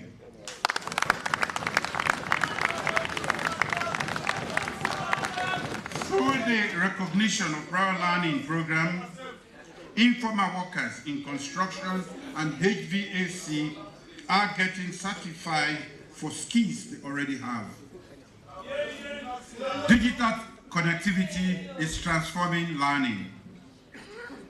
With ELCOM and Starlink, we connected 9 universities across 23 campuses to affordable internet, reaching over 10,000 students in just 90 days.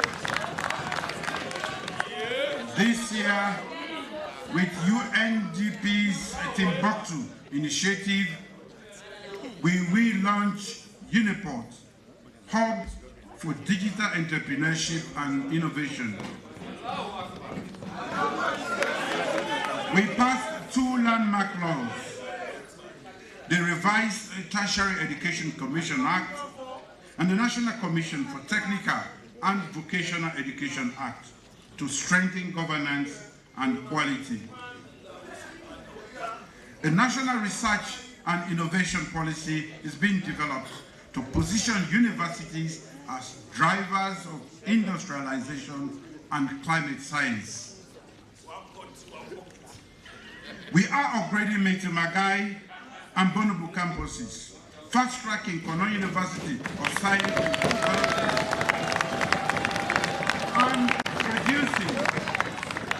and producing 14,000 school furniture units locally, creating employment.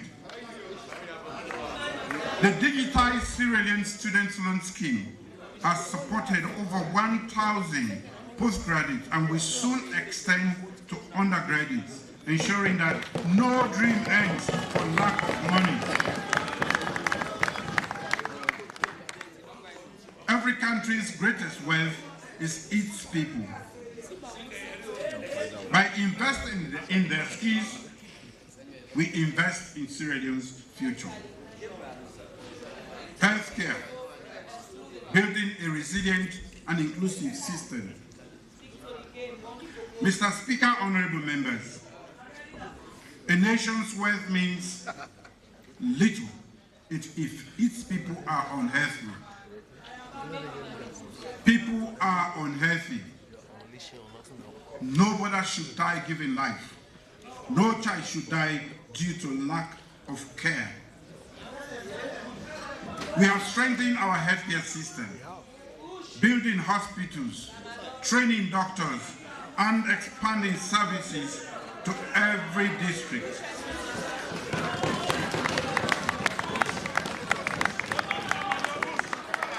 Domestic health spending is up by 2%.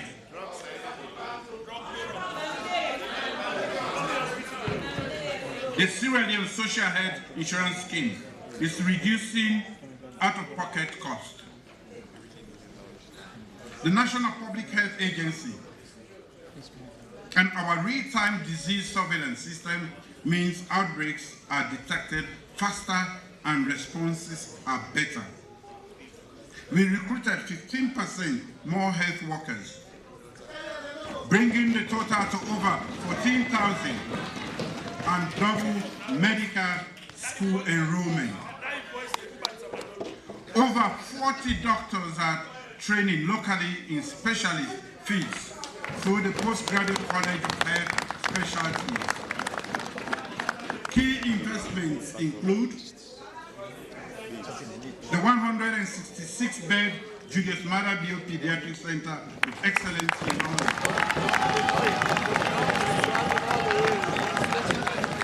Modernized regional and district hospitals. Ambulances in all 16 districts. Oxygen plants in regional capitals for critical care. Maternal and newborn deaths have fallen by 70%. And immunization coverage has improved nationwide. Off-grid solar now powers rural health centers, enabling safe night deliveries and vaccine storage. Healthcare is about dignity, survival, and hope. In January, when Sierra Leone recorded its first Mpox case, our response was swift. Emergency systems were activated, testing was decentralized, and health workers trained. Today, there is no active outbreak, but surveillance remains strong.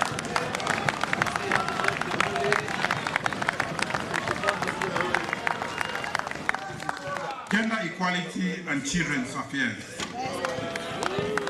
Mr. Speaker, honorable members, gender equality remains central to our national agenda.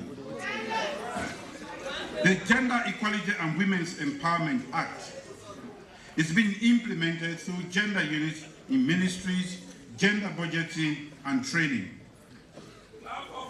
We continue to fight sexual and gender-based violence with stronger legal systems, psychosocial support, and nationwide awareness campaigns. We passed the Prohibition of Child Marriage Act and laid the Child Rights Bill, which will consolidate legal protection for every child. Social welfare and protection.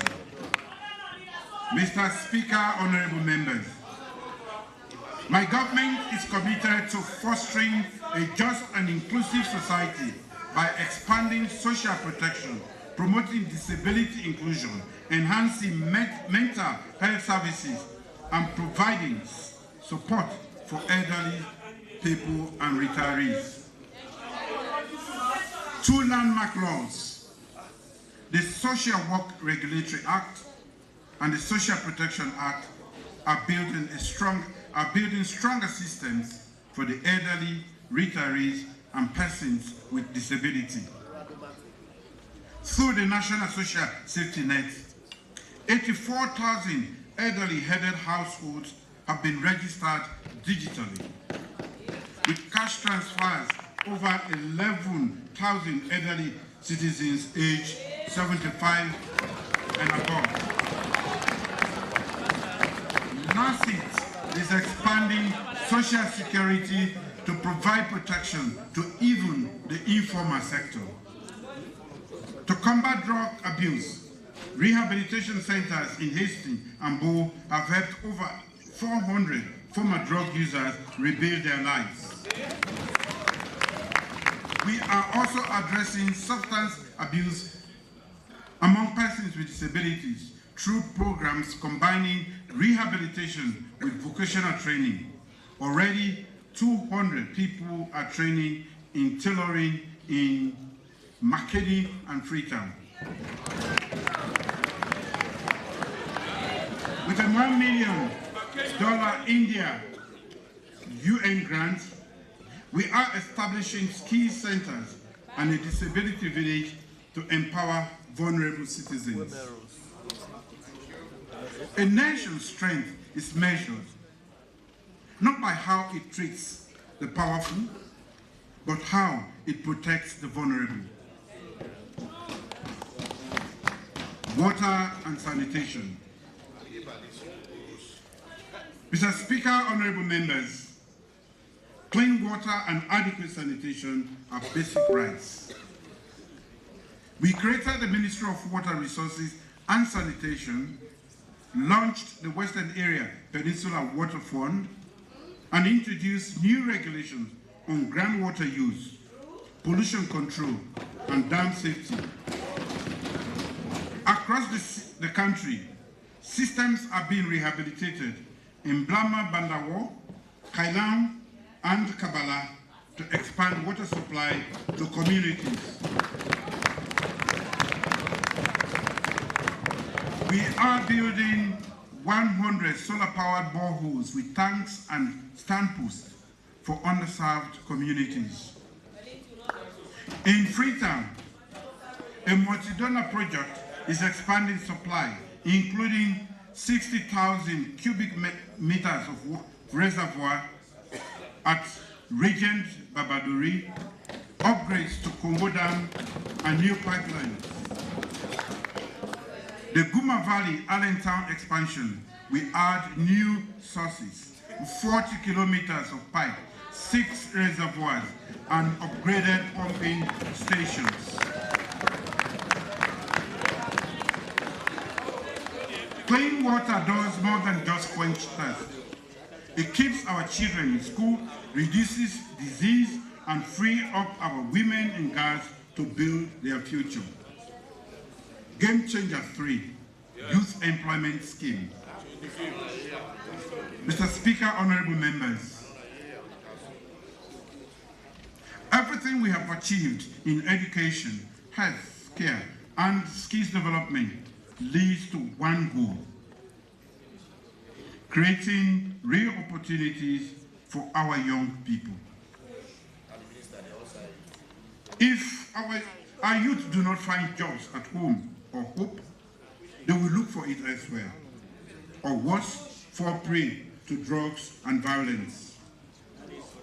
2 years ago, I launched the Youth Employment Scheme, a bold pledge to create 500,000 jobs in 5 years.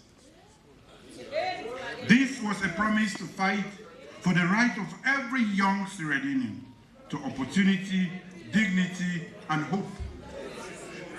Today, we are delivering on that promise. Jobs are being created across agriculture, mining, construction, energy, sports, the creative economy, and the digital sector.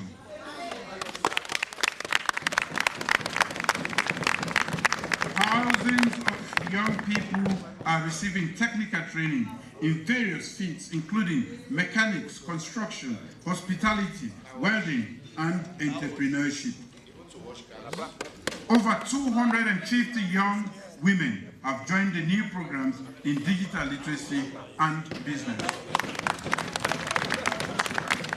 Across the country, youth-led farming and fisheries projects are thriving. Under the World Bank-funded PSSNYE project, 8,000 young people will each receive seed funding to start and grow their businesses. But let me speak directly to our young people. You are the hands that will build Sierra Leone's future. Your dreams matter more than diamonds or gold. Do not let drugs like Kush steal your future.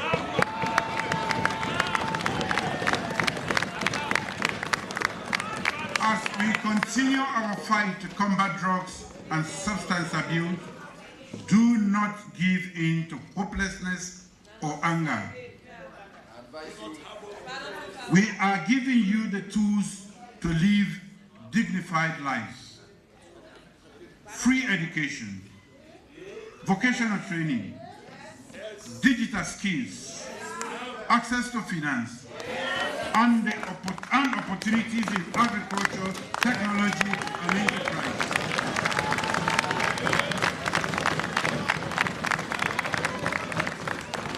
But opportunity alone is not enough. Discipline, courage, and self-belief must follow. And that is what I ask of you, the young people of this country.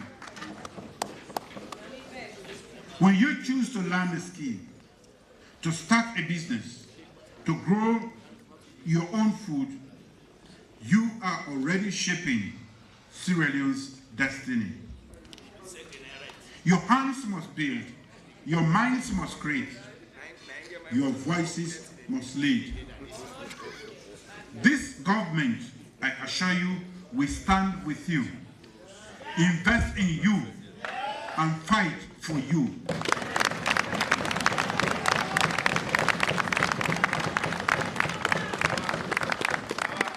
But you too must rise and fight for yourselves. Because the story of Sierra Leone's next chapter will not be written by politicians like us here or lawmakers alone. It will be written by welders, coders, farmers, athletes, teachers, innovators, career riders, and many more.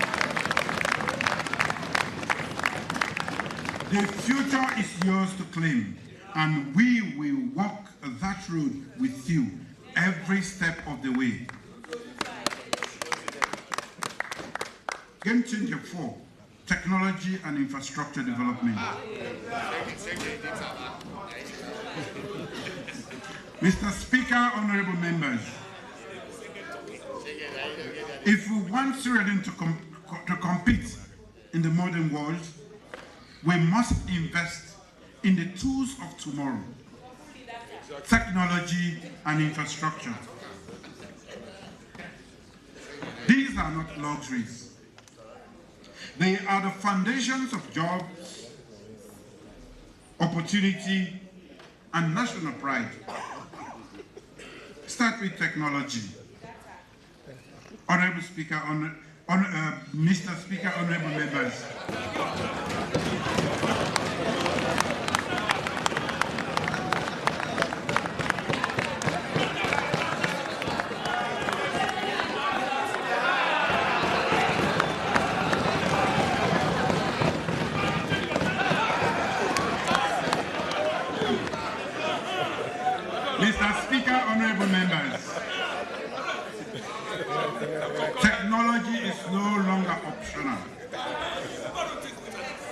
It is the engine of modern life, powering everything from farming and running businesses to delivering public services.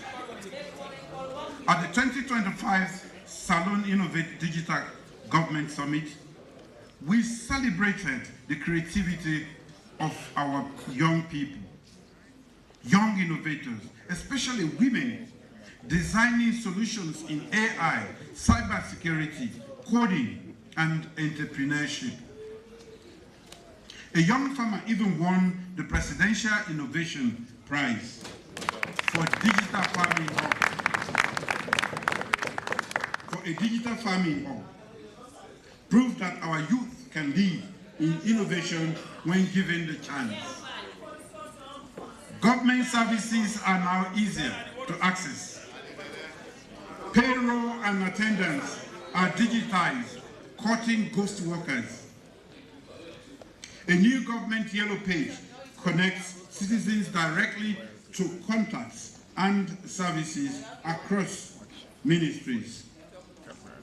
These reforms are backed by over 100 million United States dollars in investment from China Exim Bank and the World Bank, funding fiber optic expansion in 14 districts, new digital skills programs, and modern service platforms. Energy infrastructure. Mr. Speaker, honorable members, energy is the backbone of a modern economy. Without power, there can be no industry, no job, no future-ready nation. That is why I have taken charge of the sector.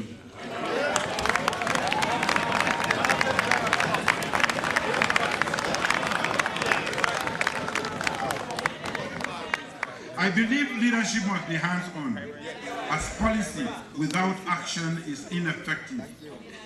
Last year, we signed the landmark $480 million United States dollars MCC compact to expand our transmission infrastructure, support electricity distribution, governance, and sector reform. In January 2025, the US government launched a global review of MCC compacts around the world. As your talk and do president,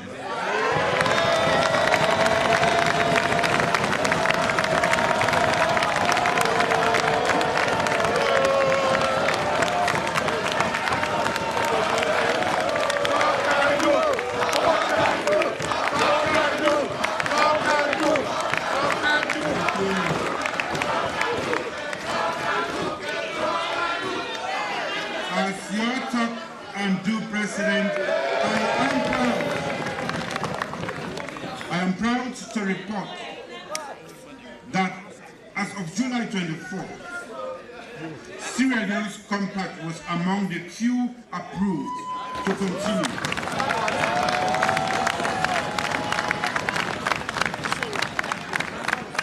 A strong endorsement of our leadership, reforms, and our partnership with the United States of America. We joined the Mission 300 initiative in January 2025, a global effort to halve energy poverty through innovative financing of renewable energy. We are finalizing the Mission 300 Energy Compact, targeting $2.4 billion to expand electricity access to 78% of the population and raise renewable energy to 52% by 2030. To meet rising demand, we are expanding our national generation capacity through strategic projects that are already underway. 108.5 megawatts non-gas-to-energy plant at Kisi Dockyard, a floating LNG hub for the Mano River Union, a 40 megawatt respite solar project, and a 40 megawatt Scatec plant, solar plant at Kamakwe.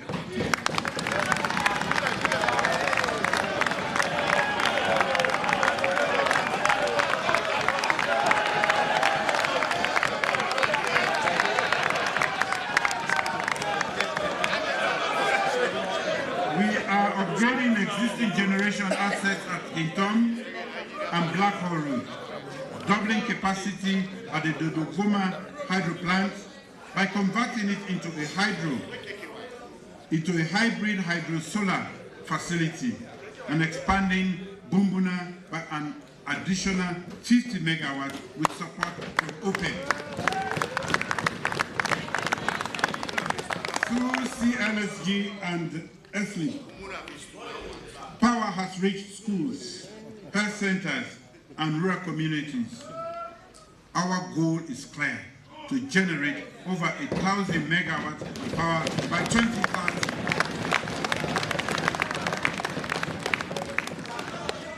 Infrastructure, roads, bridges, and transport. Mr. Speaker, honorable members, good roads are more than asphalt and bridges. They connect farmers to markets, students to schools, and patients to hospitals. They give every Sierra Leonean a fair chance to thrive.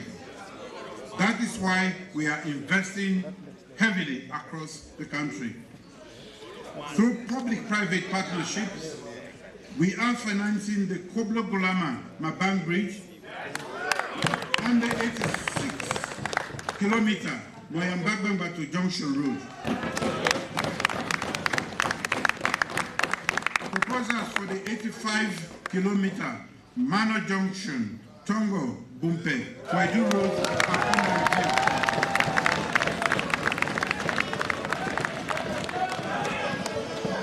In 2024, the Road Maintenance Fund supported the upkeep of 1,403 kilometers of roads, culverts, bridges, ferries, and created a modern road condition database with the ILO.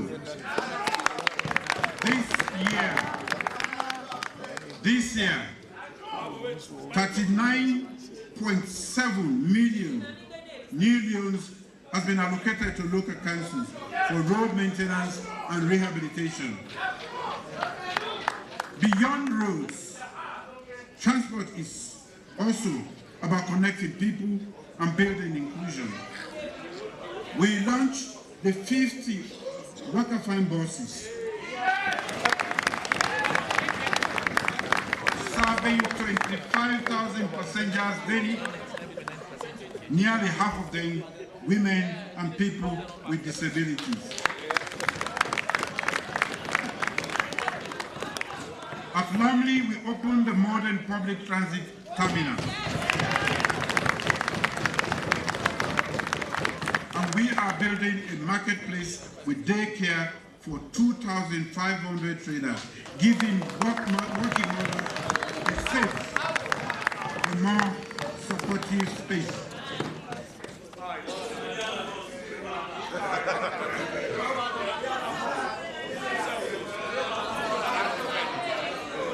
And because the future must be green,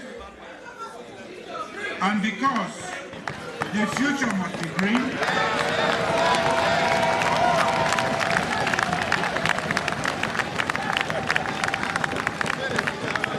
we are developing a national policy for electric buses in partnership with South Korea.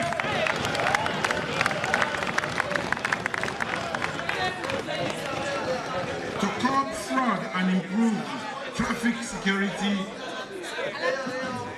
we introduced the RFID vehicle licenses, biometric driver's licenses, and digital number plates. New service centers and mobile registration units are bringing services closer to remote communities.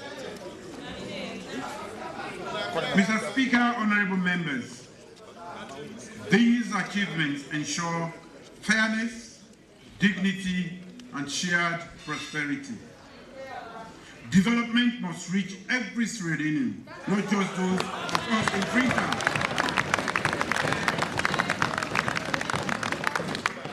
Game Changer 5, revamping the public service. Mr. Speaker, honorable members, good governance begins with a public service that truly serves the people. One that is efficient, fair, and accountable. A government can only deliver when its institutions are strong, trusted, and focused on results. Over the past year, we have taken bold steps to transform our public service into a modern, professional institution that delivers for every Sierra Leonean. For the first time since 2011, we updated the Civil Service Code, introduced clear performance appraisals, and digitized key HR processes from recruitment to training. These changes are building a culture of professionalism and accountability. Soon, this House will receive a new public service policy and bill to strengthen the legal framework. For the first time, our draft revised constitution will dedicate an entire chapter to the public service, embedding integrity and merit at the heart of governance. Accountability in the public service. Mr. Speaker, honorable members, accountability is not optional. Citizens deserve to know how their taxes are used. The Anti-Corruption Commission continues to act independently.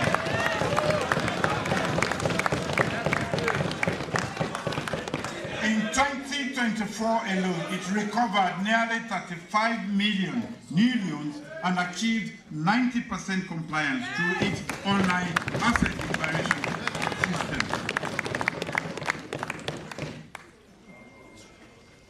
Sierra Leone is now ranked among the top 10 most improved countries on the Mo Ibrahim Governance Index.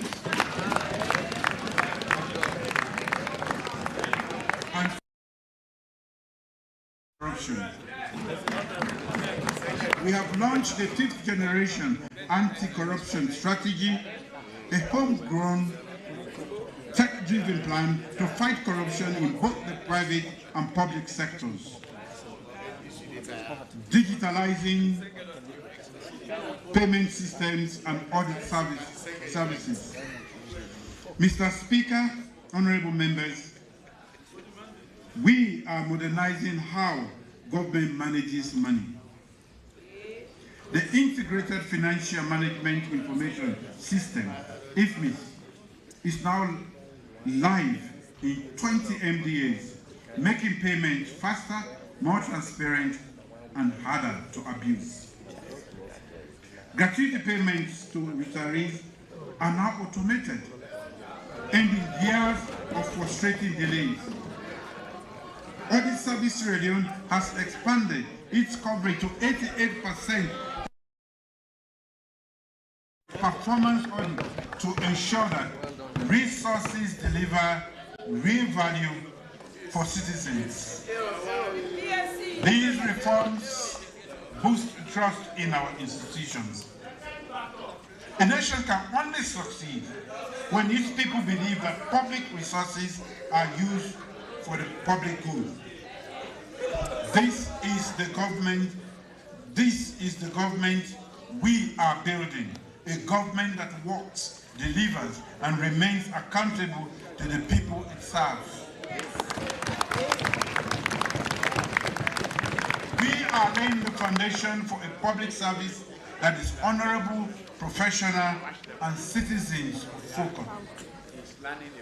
Because good governance is not about grand speeches, it is about results that the people can feel in their lives.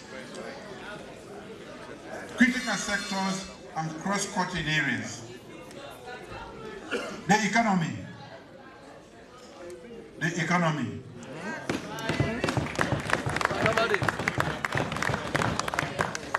Just be on the back row.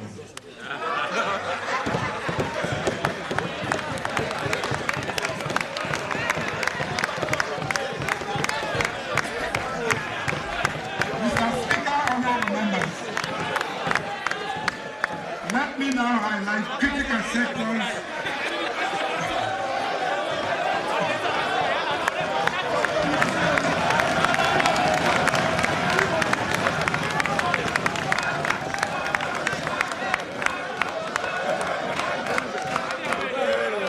Mr. Speaker, honorable members, let me now highlight other critical sectors and cross-cutting areas, beginning with the economy, the engine of our national transformation.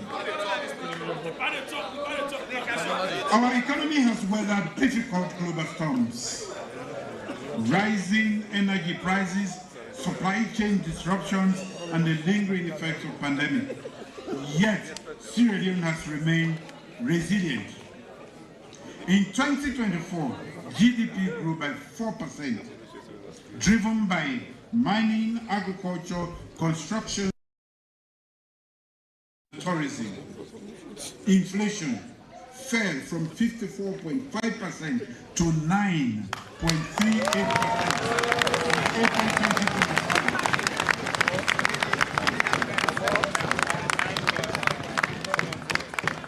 The Leone depreciated only by 5.7% against the United States dollar.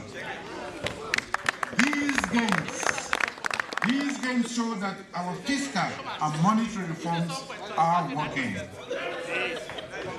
Domestic revenue reached 14.6 billion. The fiscal deficit narrowed to 4.8% of GDP, and public debt declined to 39.5% of GDP through disciplined repayment and exchange rate stability.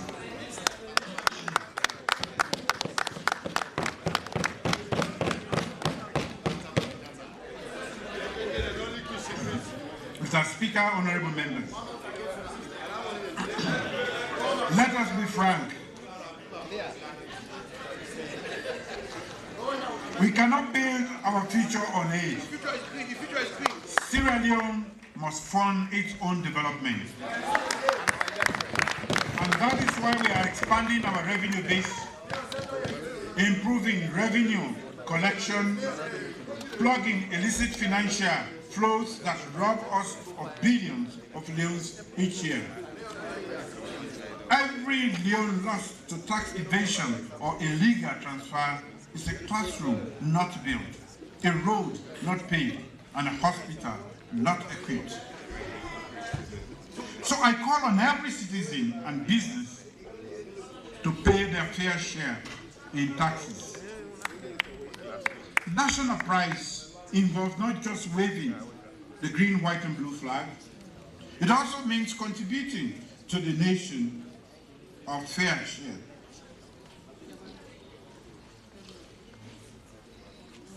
The IMF's $240 million extended credit facility, approved in November 2024, is not a handout. It is a vote of confidence in our reforms and leadership.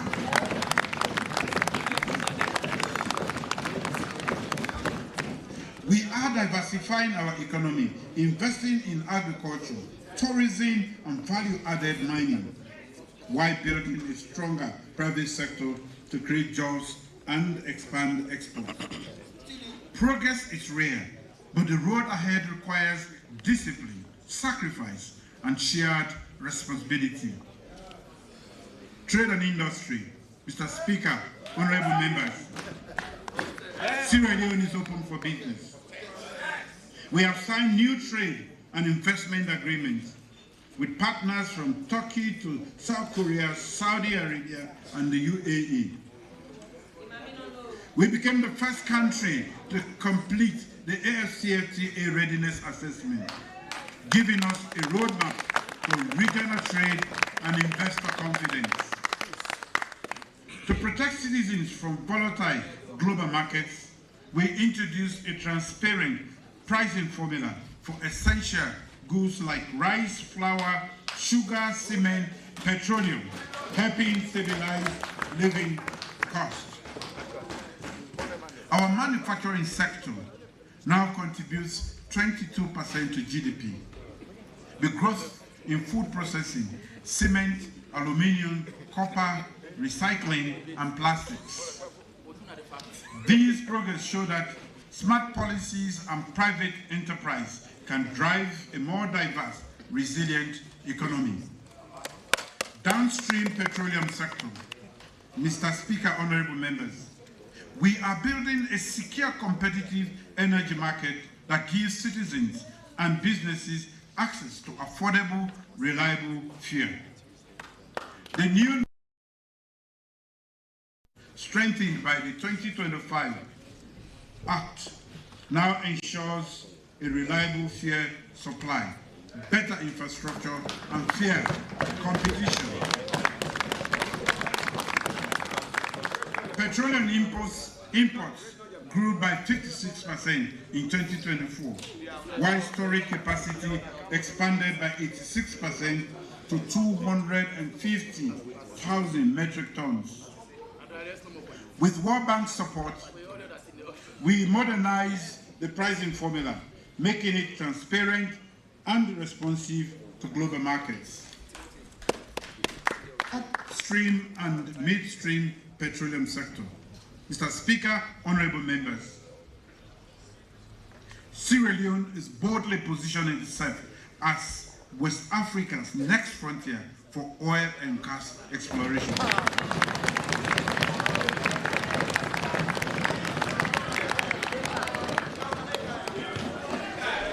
Our offshore basin, though largely unexplored, holds immense geological promise. With the right investment, our upstream petroleum sector could be transformative for our economy and people. A landmark offshore study identified 80 deep water exploration leads with early estimates of 30 billion barrels of recoverable oil and gas. We completed a 30 million 3D seismic survey, the first in over a decade, adhering to global safety and environmental standards. The data will guide drilling decisions planned for 2026, attract investment, and develop local expertise by offering training and capacity building for Sierra Leoneans in various phases. Sierra Leone is one of 13 signatories to the 25 billion Africa Atlantic Gas Pipeline Project, a transformative initiative to connect West African gas to European markets.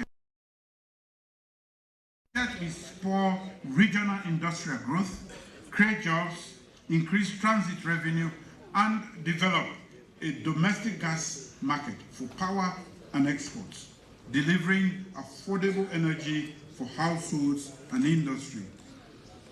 With responsible management, our upstream petroleum sector can usher a new era of national prosperity.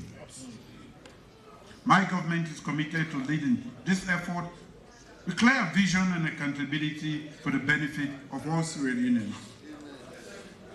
Mining, Mr. Speaker, honorable members, mining remains a cornerstone of our economy. In 2024, mineral exports generated $1.12 billion, with growth in iron ore, rutile, and mineral sands. Reforms under the 2022 Mines and Minerals Development Act have strengthened transparency and community benefits. This year, we disbursed $6.7 million in community development funds for schools, clinics, and water systems in Putloko and Tonkolili.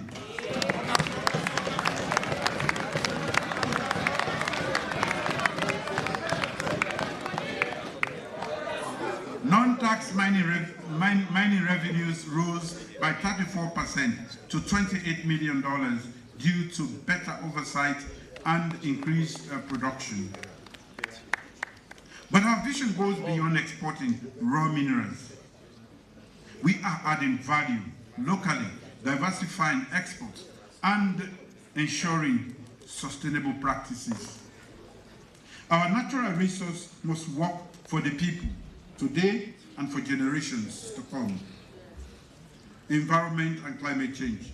Mr. Speaker, honorable members, climate change is not a distant threat. It's already here. Heavier rains, floods, landslides that are destroying lives and livelihoods. That is why climate resilience is now a national priority. We are embedding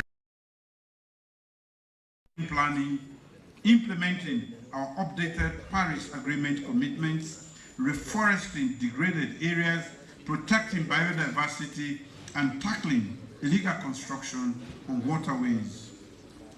Our approach is focused on safeguarding homes, farms, and communities while securing the future of Sierra Leone. In July, the Gola Forest National Park and the Tiwai Island Wildlife Sanctuary, collectively called the Gola Tiwai Complex, were officially designated as Sierra Leone's first UNESCO World Heritage Site.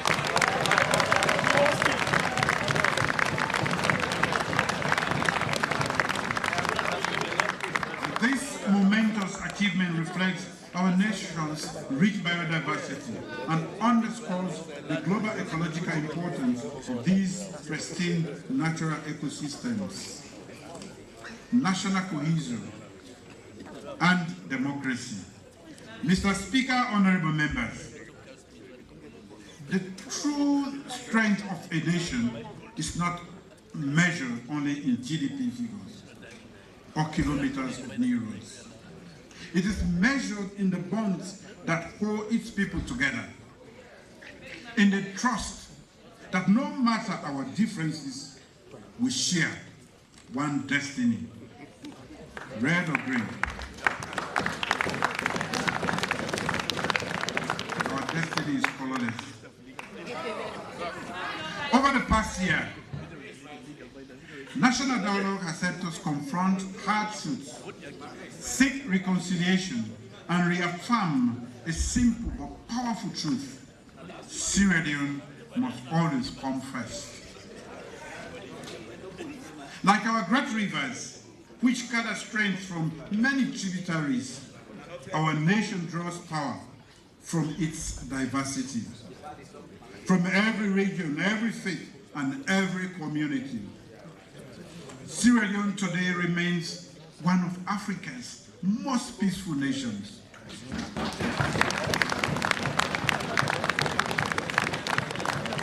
According to the 2025 Global Peace Index, we are the second most peaceful in West Africa. 5th in Africa and 57 globally.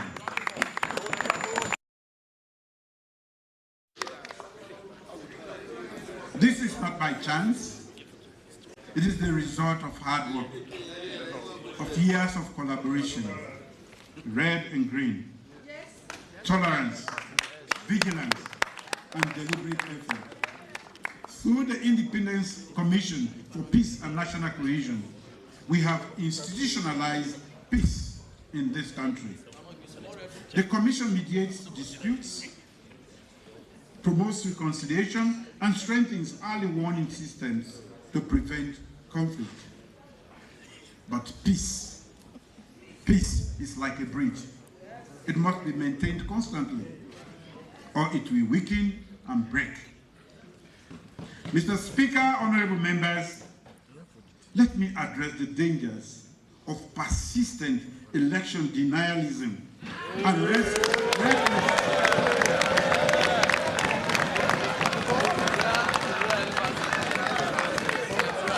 election denialism and reckless conspiracy theories. Mr. Chairman, honorable members, we cannot love Sierra Leone while we undermine the very institutions that allow our democracy to thrive. Denying legitimate elections is not free speech. It is direct assault on our stability and future. If we are to truly honor the sacrifices of those who built and preserved our peace, we must defend it with unity, courage, and unwavering resolve. In addressing the challenges within our electoral system and institutions, my government has chosen the more difficult challenge, yet commendable path, to reform what has been inherited as flawed. For decades, inefficiencies in Sierra Leone's electoral systems have undermined public trust. We are the first administration bold enough to confront these systemic weaknesses head on. Yes. The Tripartite Committee on Electoral Systems and Management Bodies Review is conducting a historic review of more than 80 reform proposals. This is a thorough, citizen-informed process designed to enhance transparency, inclusion, and credibility. I commend the multi-partisan collaboration that made this possible. Clap for them.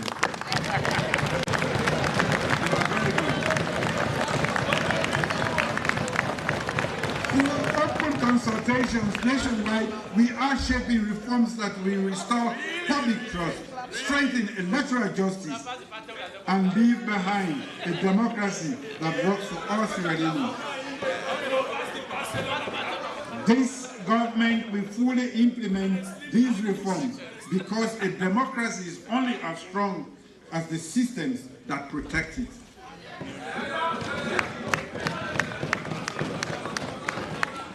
Mr. Speaker, honorable members, as leaders entrusted with our nation's future, we must continually champion reforms that foster unity and inclusion. It is time to renew national dialogue on adopting the proportional representation.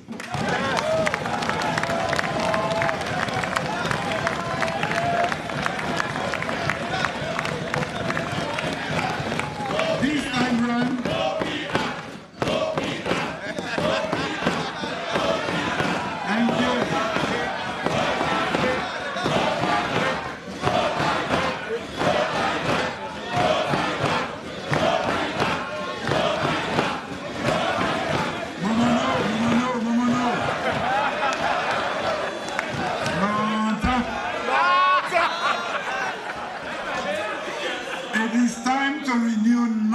dialogue on adopting proportional representation, not just for parliamentary elections, but across the executive and public sector.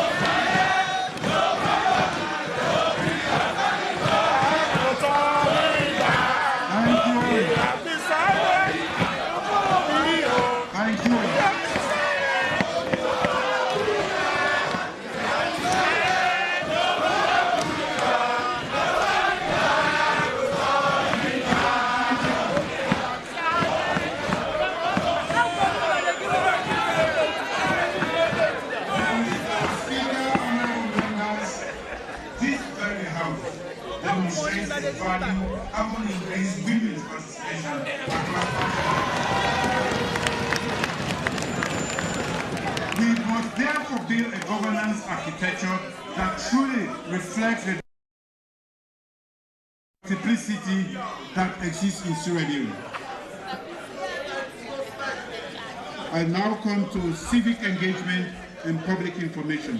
Mr. Speaker, honorable members, democracy thrives when citizens are informed and engaged.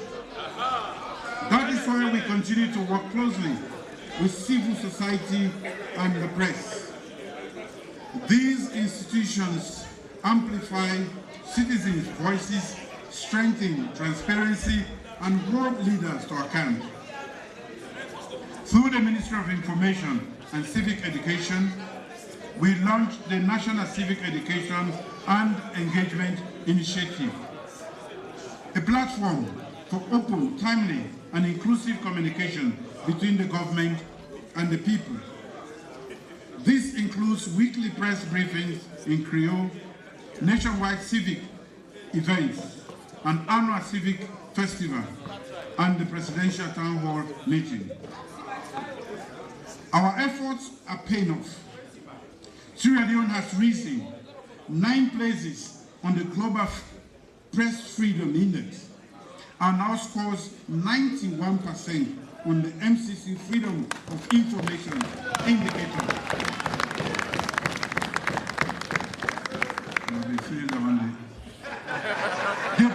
This progress is proof. This progress is proof that open governance and a free press are not threats to power. They are the lifeblood of democracy. National security and the rule of law. Mr. Speaker, honorable members, peace is precious. Peace is precious, and it is guarded every day by the men and women of our security and intelligence services. I extend my heartfelt gratitude to them for their discipline, sacrifice, and patriotism. They ensure that no ambition rises above the Constitution and that Sierra Leone remains stable and secure. Our community policy model is reducing crime, including homicide, robbery, trafficking, and drug-related offenses. Strategic investments in infrastructure, communication surveillance, and welfare have made our police more effective. New legislation to strengthen professionalism, accountability, and community engagement in policing will soon come before this House. The Office of National Security has improved early warning systems, crime response, private security regulation, and regional cooperation, reinforcing internal stability. The Republic of Sierra Leone Armed Forces, ASLA, under the new tri-service structure, continues to defend our sovereignty while adapting to modern threats. Its first national defense policy now aligns its missions with national development. Foreign relations and international cooperation.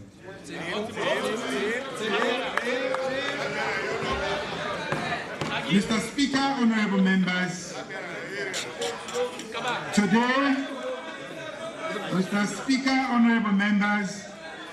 today, Sierra Leone stands taller on the global stage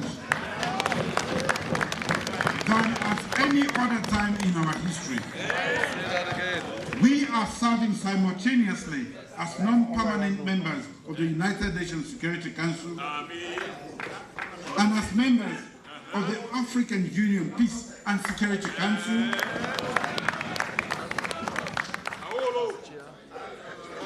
I'll keep the others. This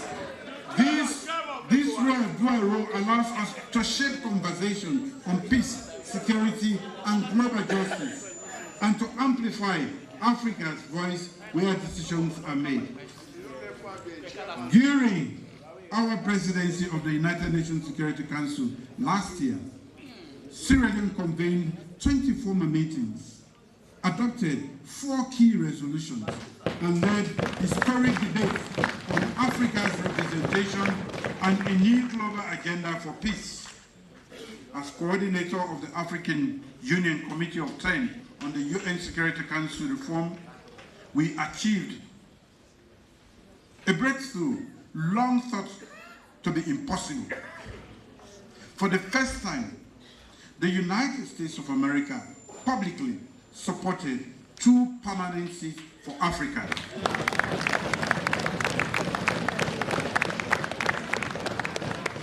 Hosting the C10 retreat in Freetown further reinforced our leadership on this vital reform. Mr. Speaker, honorable members,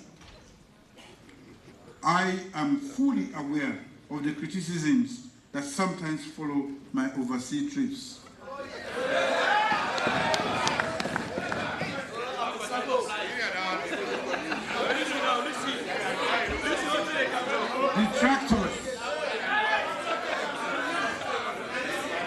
Detractors, some of them are here.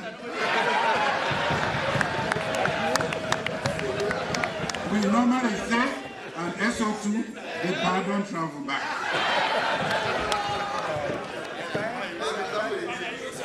Let me assure this honorable House that every mission undertaken serves the national interest of Sierra Leone.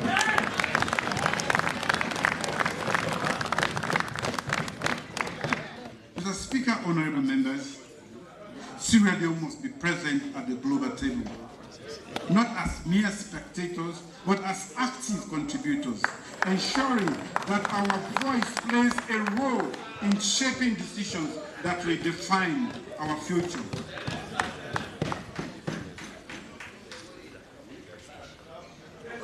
The truth is that investments, partnerships, and opportunities do not come to those who stay silent in their little corners. Investments, partnership, opportunities do not come to those who stay in their little corners. Silent. As a small nation, we must work twice as hard to secure our rightful place in the world. And that is exactly what I do on your behalf.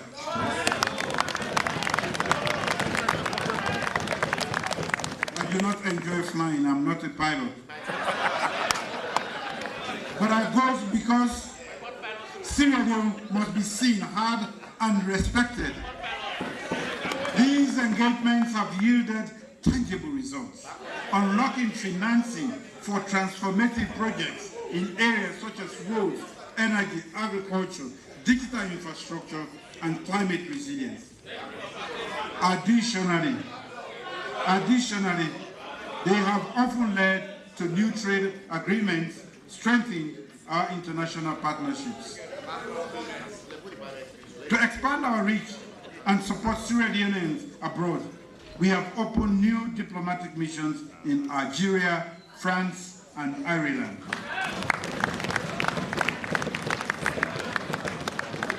Mr. Speaker, honorable members, on the current occupation of Yenga, our position is peaceful but resolute. We are firmly committed to a diplomatic solution, but we will always defend our sovereignty through lawful means. Mr. Speaker, honorable members, in June 2025, I was deeply honored to assume the role of chairman of the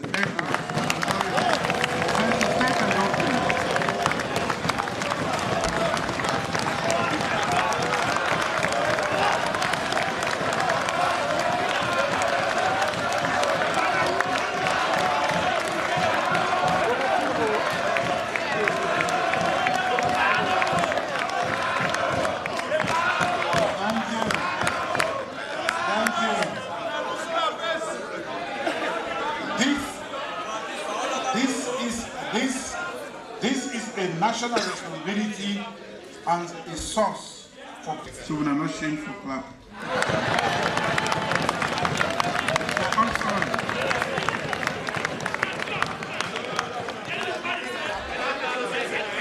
Okay, since you are not clapping, let me conclude. Mr. Speaker, honorable members,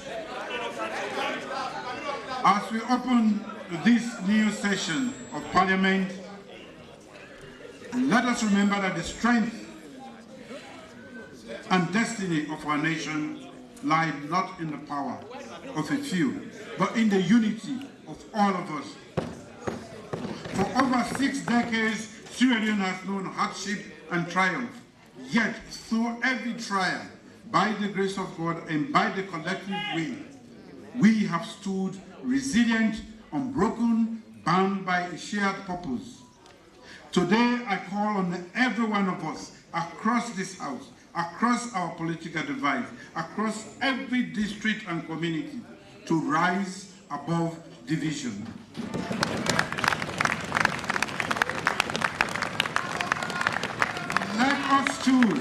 Let us choose cooperation over conflict, reconciliation over rancor, and service over self. Our medium-term national development plan is not just a document, it's a roadmap for a Sierra Leone that is just, inclusive, and prosperous. The big 5 game changers are laying the foundation, from education to agriculture, from youth employment to technology, from public service reforms to stronger governance. The results are rare. Inflation is falling. The yuan is stabilizing. Prices are easing. And investments are creating jobs.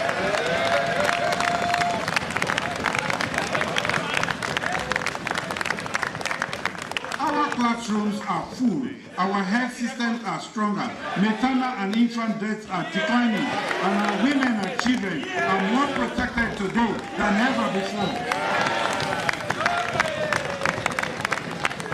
Mr. Speaker, honorable members, press freedom thrives. The death penalty is no more. Justice is more accessible. Sierra Leone stands tall at the United Nations, at the African Union, at ECOWAS, a voice for democracy, peace, and principled leadership. To our development partners, friends, and nations, I express our deep gratitude for all you do to support us. Your trust and support have helped us build roads, light, homes, grow food, and expand opportunity. But the greatest thanks goes to the people of Sierra Leone.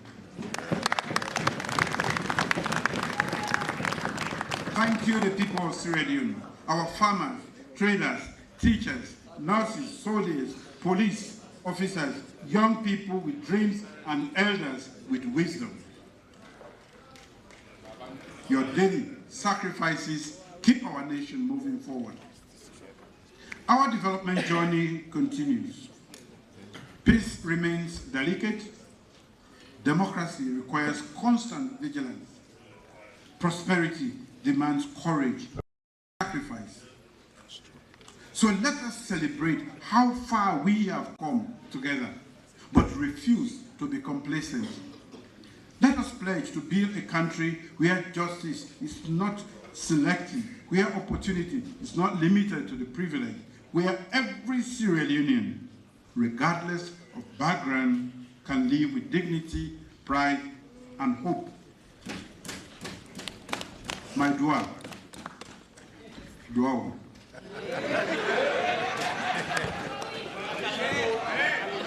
May the Almighty God bless our beloved republic. May He let you understand. May God guide our work in this parliament and across our land. And may we always serve Sierra Leone with honor, humility, and unshakable integrity. Thank you all.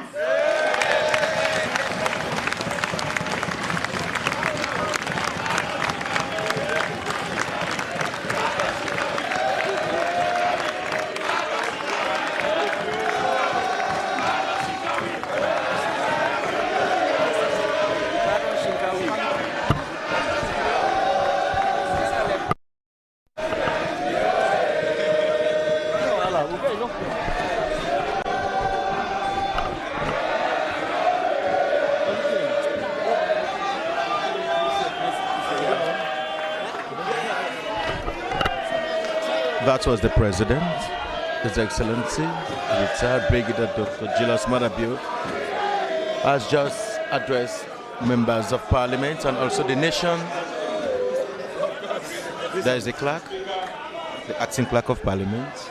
My Lord, the Chief Justice, Her Excellency, the First Lady, Ministers, Deputy Ministers of Government, Honorable Members of Parliament, Your Worship the Mayor of Freetown, Your Excellencies, members of the Diplomatic and Consular Corps, distinguished ladies and gentlemen. His Excellency's address will now be received and laid on the table by the majority leader of the House and leader of government business. For the 5-day debate on the portion of tax, His Excellency. That's what they call it. That's what I'm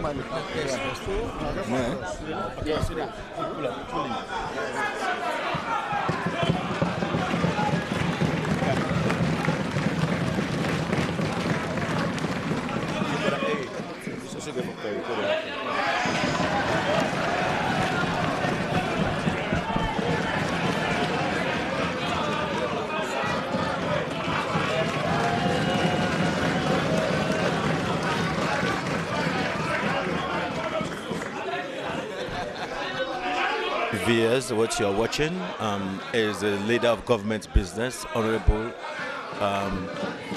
Numa, is now coming to lay the President's address on the table for debate. You can't just you can't show.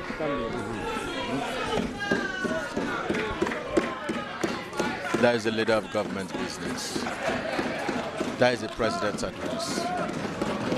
Laid in the world by the leader of government business, Honorable Matthew Numa, has laid the President's speech.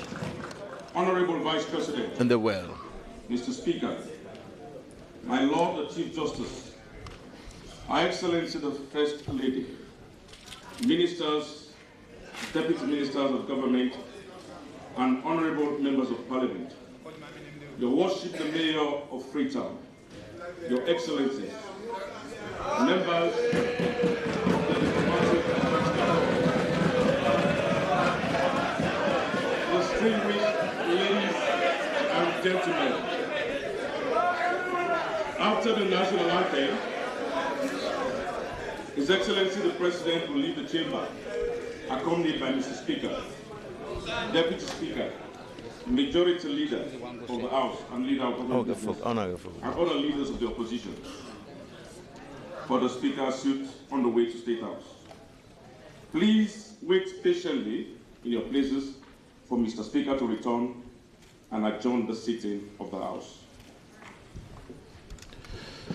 That was the Clerk of Parliament, the acting Clerk of Parliament, Mr. Nabe. He has just made an announcement, and now the President. That's right.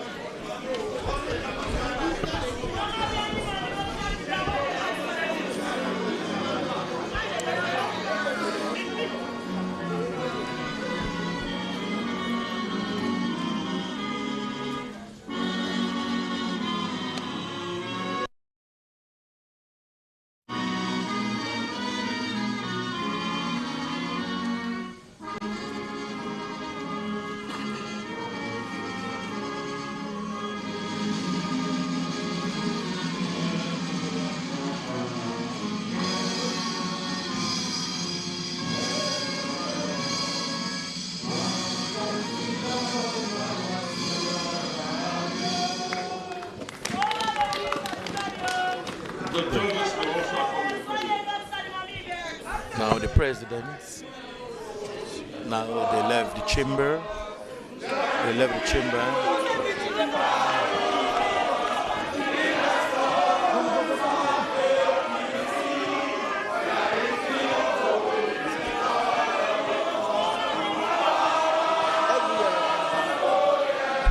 The President just left the chamber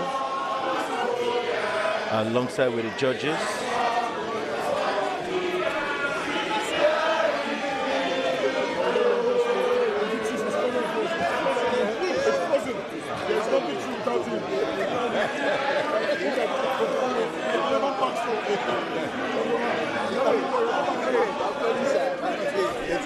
president just left the chamber. Now the president is now. Don't share here. Duplex for all of you. Don't share here.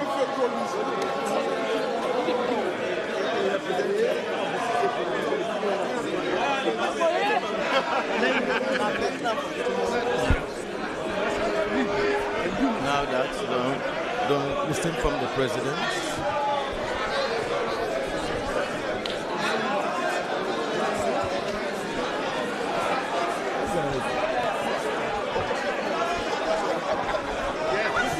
When the president goes home, be a patron. Now the presidents don't left now. The president don't left now.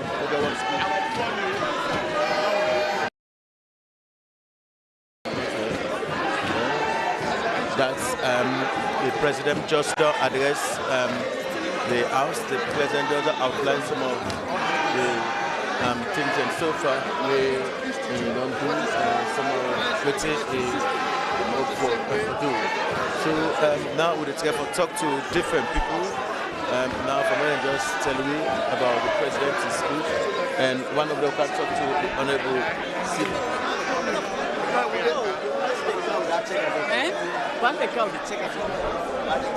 Yes, for the check out the day after.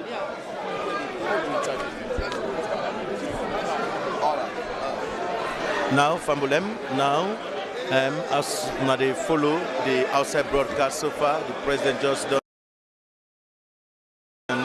Now, in the left now, lawmakers then from when go debate the speech now, from when go discuss most of the thing then way the president don't talk in his speech, and now the presidents don't go now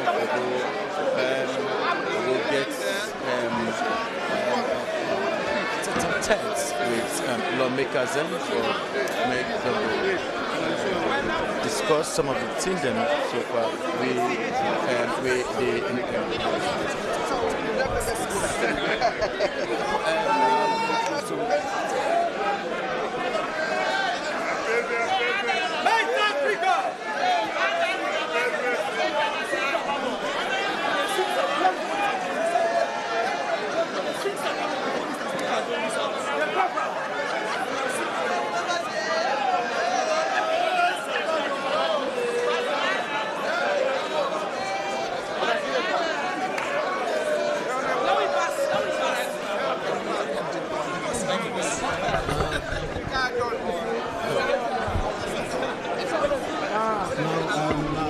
Fambulem, now we want to join the presidential spokesman. The presidential spokesman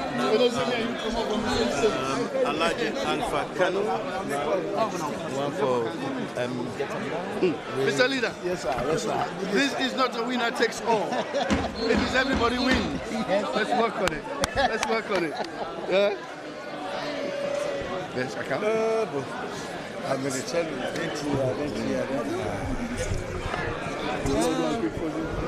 Hey, come on, move. Quick one. Hey, come on, move. Hey, come on, move. Okay. All right.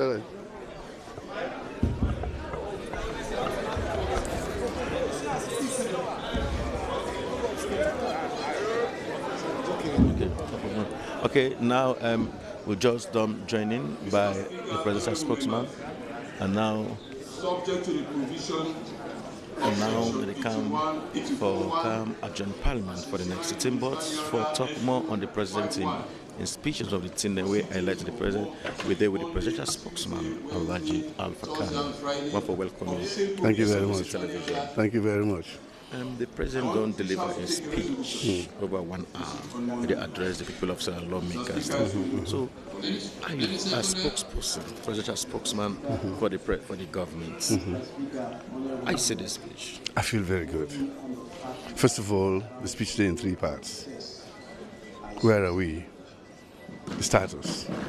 We give you a report card, and we see all what you mean say. During the campaign in 2023, we don't see how that is changing.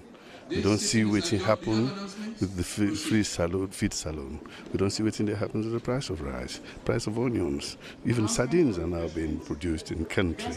Then they go. So most of the things he said, now a report of what will happen. So Now, it don't tell me waiting at the future. But the future for me, most important thing is let we fix with politics. Because when all Sierra Leoneans work together and move fast together, Sierra Leone will get there. And that make it say, this time, let we not go for winner takes all. Let we all come together, not just for parliament, but even for shape the position there.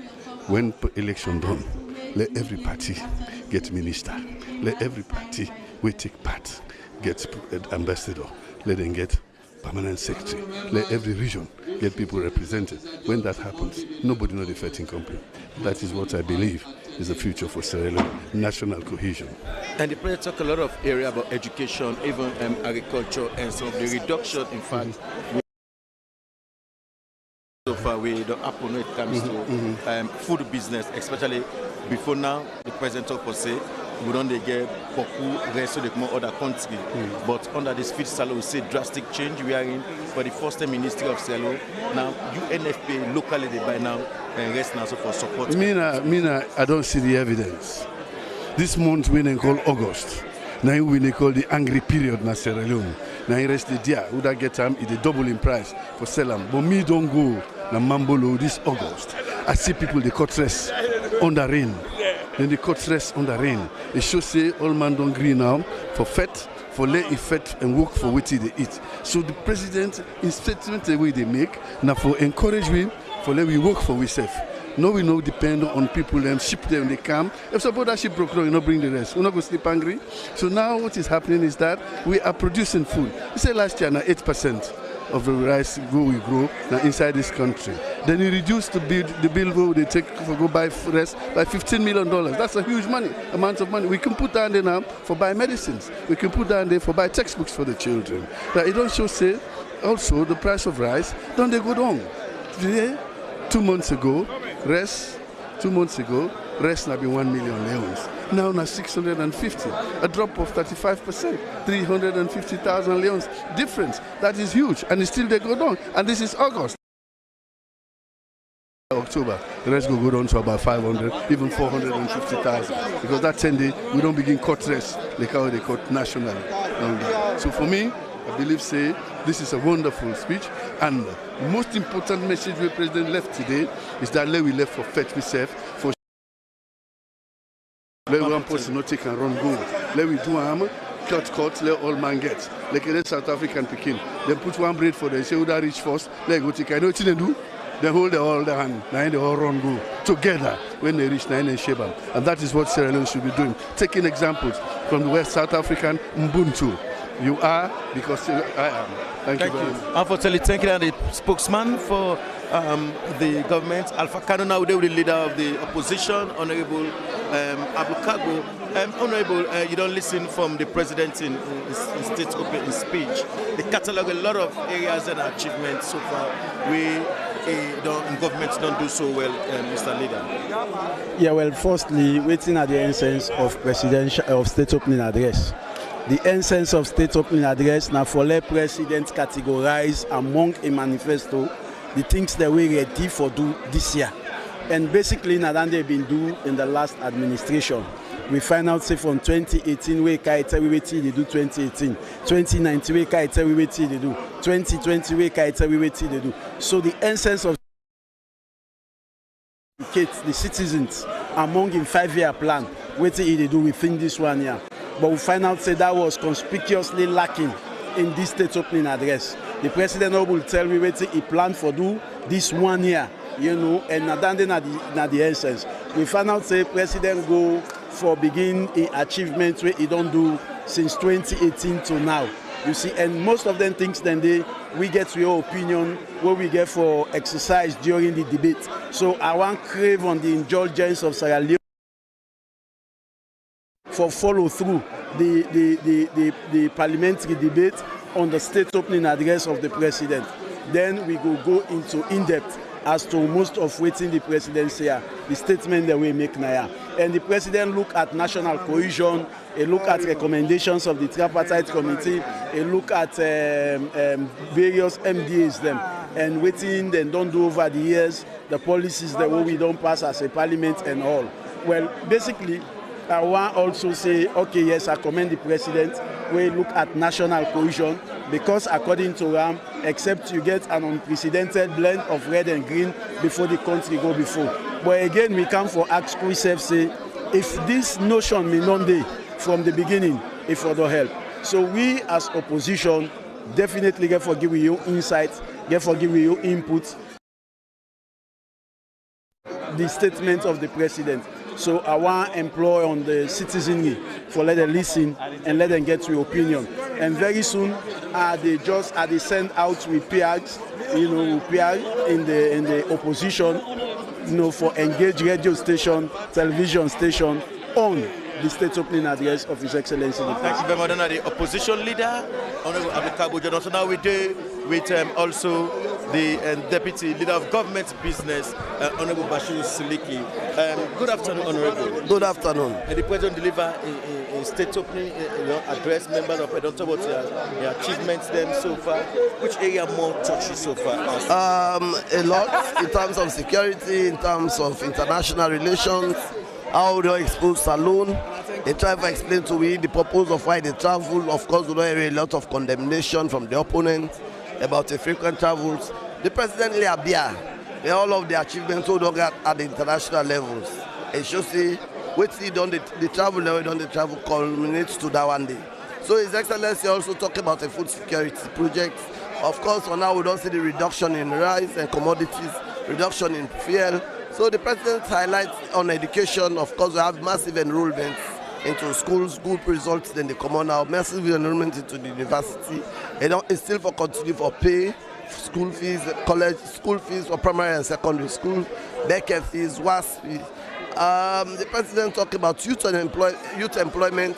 He talked about the massive employment in the IT sector, in the agricultural sector, in different sectors of the manifesto. Like I promise for make sure they deliver 100,000 jobs per annum. So the president on the whole, we get for look at the speech, but on the whole, the president capture in manifesto promise, and it end up for tell we say, make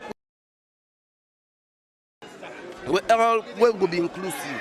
It's a proposal where we allow don't get conversation around, and we're happy because we speaker just talked about in the last sitting that let we now begin to consider proposals so they get an electoral system. We're not a winner take all. You a winner, you get all. Now begin run them into PR, so we're able to divide at every level. Not just at parliamentary level, at an executive level. So everybody will be inclusive, no undermining, and the tension will be reduced at the country. Okay, therefore, thank you in name of Honorable Bashir Siliki in the Deputy of Government Business. But we deal with the national PRO for the Sierra Leone People's Party, Moses Mambo. Mr. Moses Mambo, you follow the president's speech. Yes. And one of the campaign messages says that for any the president, you go for donate down to the people of Sierra. So how this time will ensure always the president talk be resonated? So as a political party, first we're happy that the big five game changers will have been political commitment inside we manifesto with 2023 election manifesto. We're happy as a political party for CC, we leader of the party, we happens to be the president of the country. They do a lot of good things for make sure say that manifesto promise the way the party make they per yield fruit. For example, in the agriculture sector, here where the leader of the party tell we and it's factual for say importation of rice don't decrease by 15% since he launched the Feed Salone program. Importation of eggs don't reduce by 25% since the president launched the Feed Salone program. Over $800 million don't be committed to the Feed Salone. Over $205 million don't already be committed to that project there. The vision of we party SLPP now for make sure say Salone feed himself. So now that vision day where we get as a party, now in the president's take now and bring the government together for turn them into Feed Salone program where we don't see say they come to fusion. The president also mentioned a lot of things on overseas travel where I know say that interest a lot of people. The president don't rebrand the image of this country through a overseas travel. Salone is a very small country as the president live, so we as a party understand clearly why the president they travel. Now for make sure say it continue for put Salone at the map. And by putting Salone on the map today, we don't see, say, Salone in the head, the ECOWAS. Salone na the Peace Building Commission na AU. Salone na the United Nations Security Council. Salone in the chair, the C10 for make sure say we get 2 countries from Africa we forget permanent seats na the United Nations Security Council. All them things and then they make Salone the president they travel. President Bio don't make sure say Salone don't increase in weight na the world. Look at the Human Development Index. Salone don't go up. With GDP last year grow by 4%. And it is estimated that with GDP will grow in 2026 by 5.5%, as clearly indicated by. I will bring back later. I just carry somebody also really at the communication unit of the opposition APC. We na AKK. I want to welcome Eyeri Mambu. Don't make a lot of I like a lot of things then where the president talk about to for say, and these are good things so don't work it. So as an opposition, I view the president's speech. For we as an opposition, firstly we believe say what we do as an opposition and for make a partner with government. And that is why you see we there today for attend the opening of Parliament, and are there together with the deputy leader of the party, chairman of the party, when Ambassador Osman Foday Yansane. We're here to support what is progressive for Sierra Leone. The president will make very, very good speech in Parliament. As a party, we will go through all. However, what we realize from the president in speaking that there are so many things there way too much lofty. All he say, but as a party, we become very clear for beginning to digest these statements that the president make holistically. But as a matter of fact, we are here for continuing for partner with government for make we push Salone before. What's important now that irrespective of political divides, now one Salone we get. And all what we need now for make sure so we put ourselves together and let we make Salone this better country we all want. At this moment, I don't communicate much about President what he say. The party will decide and tell me waiting for talk. I don't want to talk on behalf of the party yet. Okay, that's na AKK, lawyer AKK, we na one party talk my name for the opposition APC. Also, he will say, well, in particular, look in, they will study the speech and later they will come out and talk as a party. Also, we do so one of the civil society organizations. We don't work in the area of governance for a while. So I want to welcome you and Sir Genema representing Campaign for Good Governance. Now, from the independent point about the president's speech. So, as a governance institution, how do you view the president's speech? Well, this is just like the usual event where the president can normally do, where they come in during the state opening, where they come and making a delivering in speech, and the public is left with no option but for see how best at least they able for digest some of the things them we say, do a thorough evaluation of them, and see how best at least then can able make an informed judgment at the end of the day.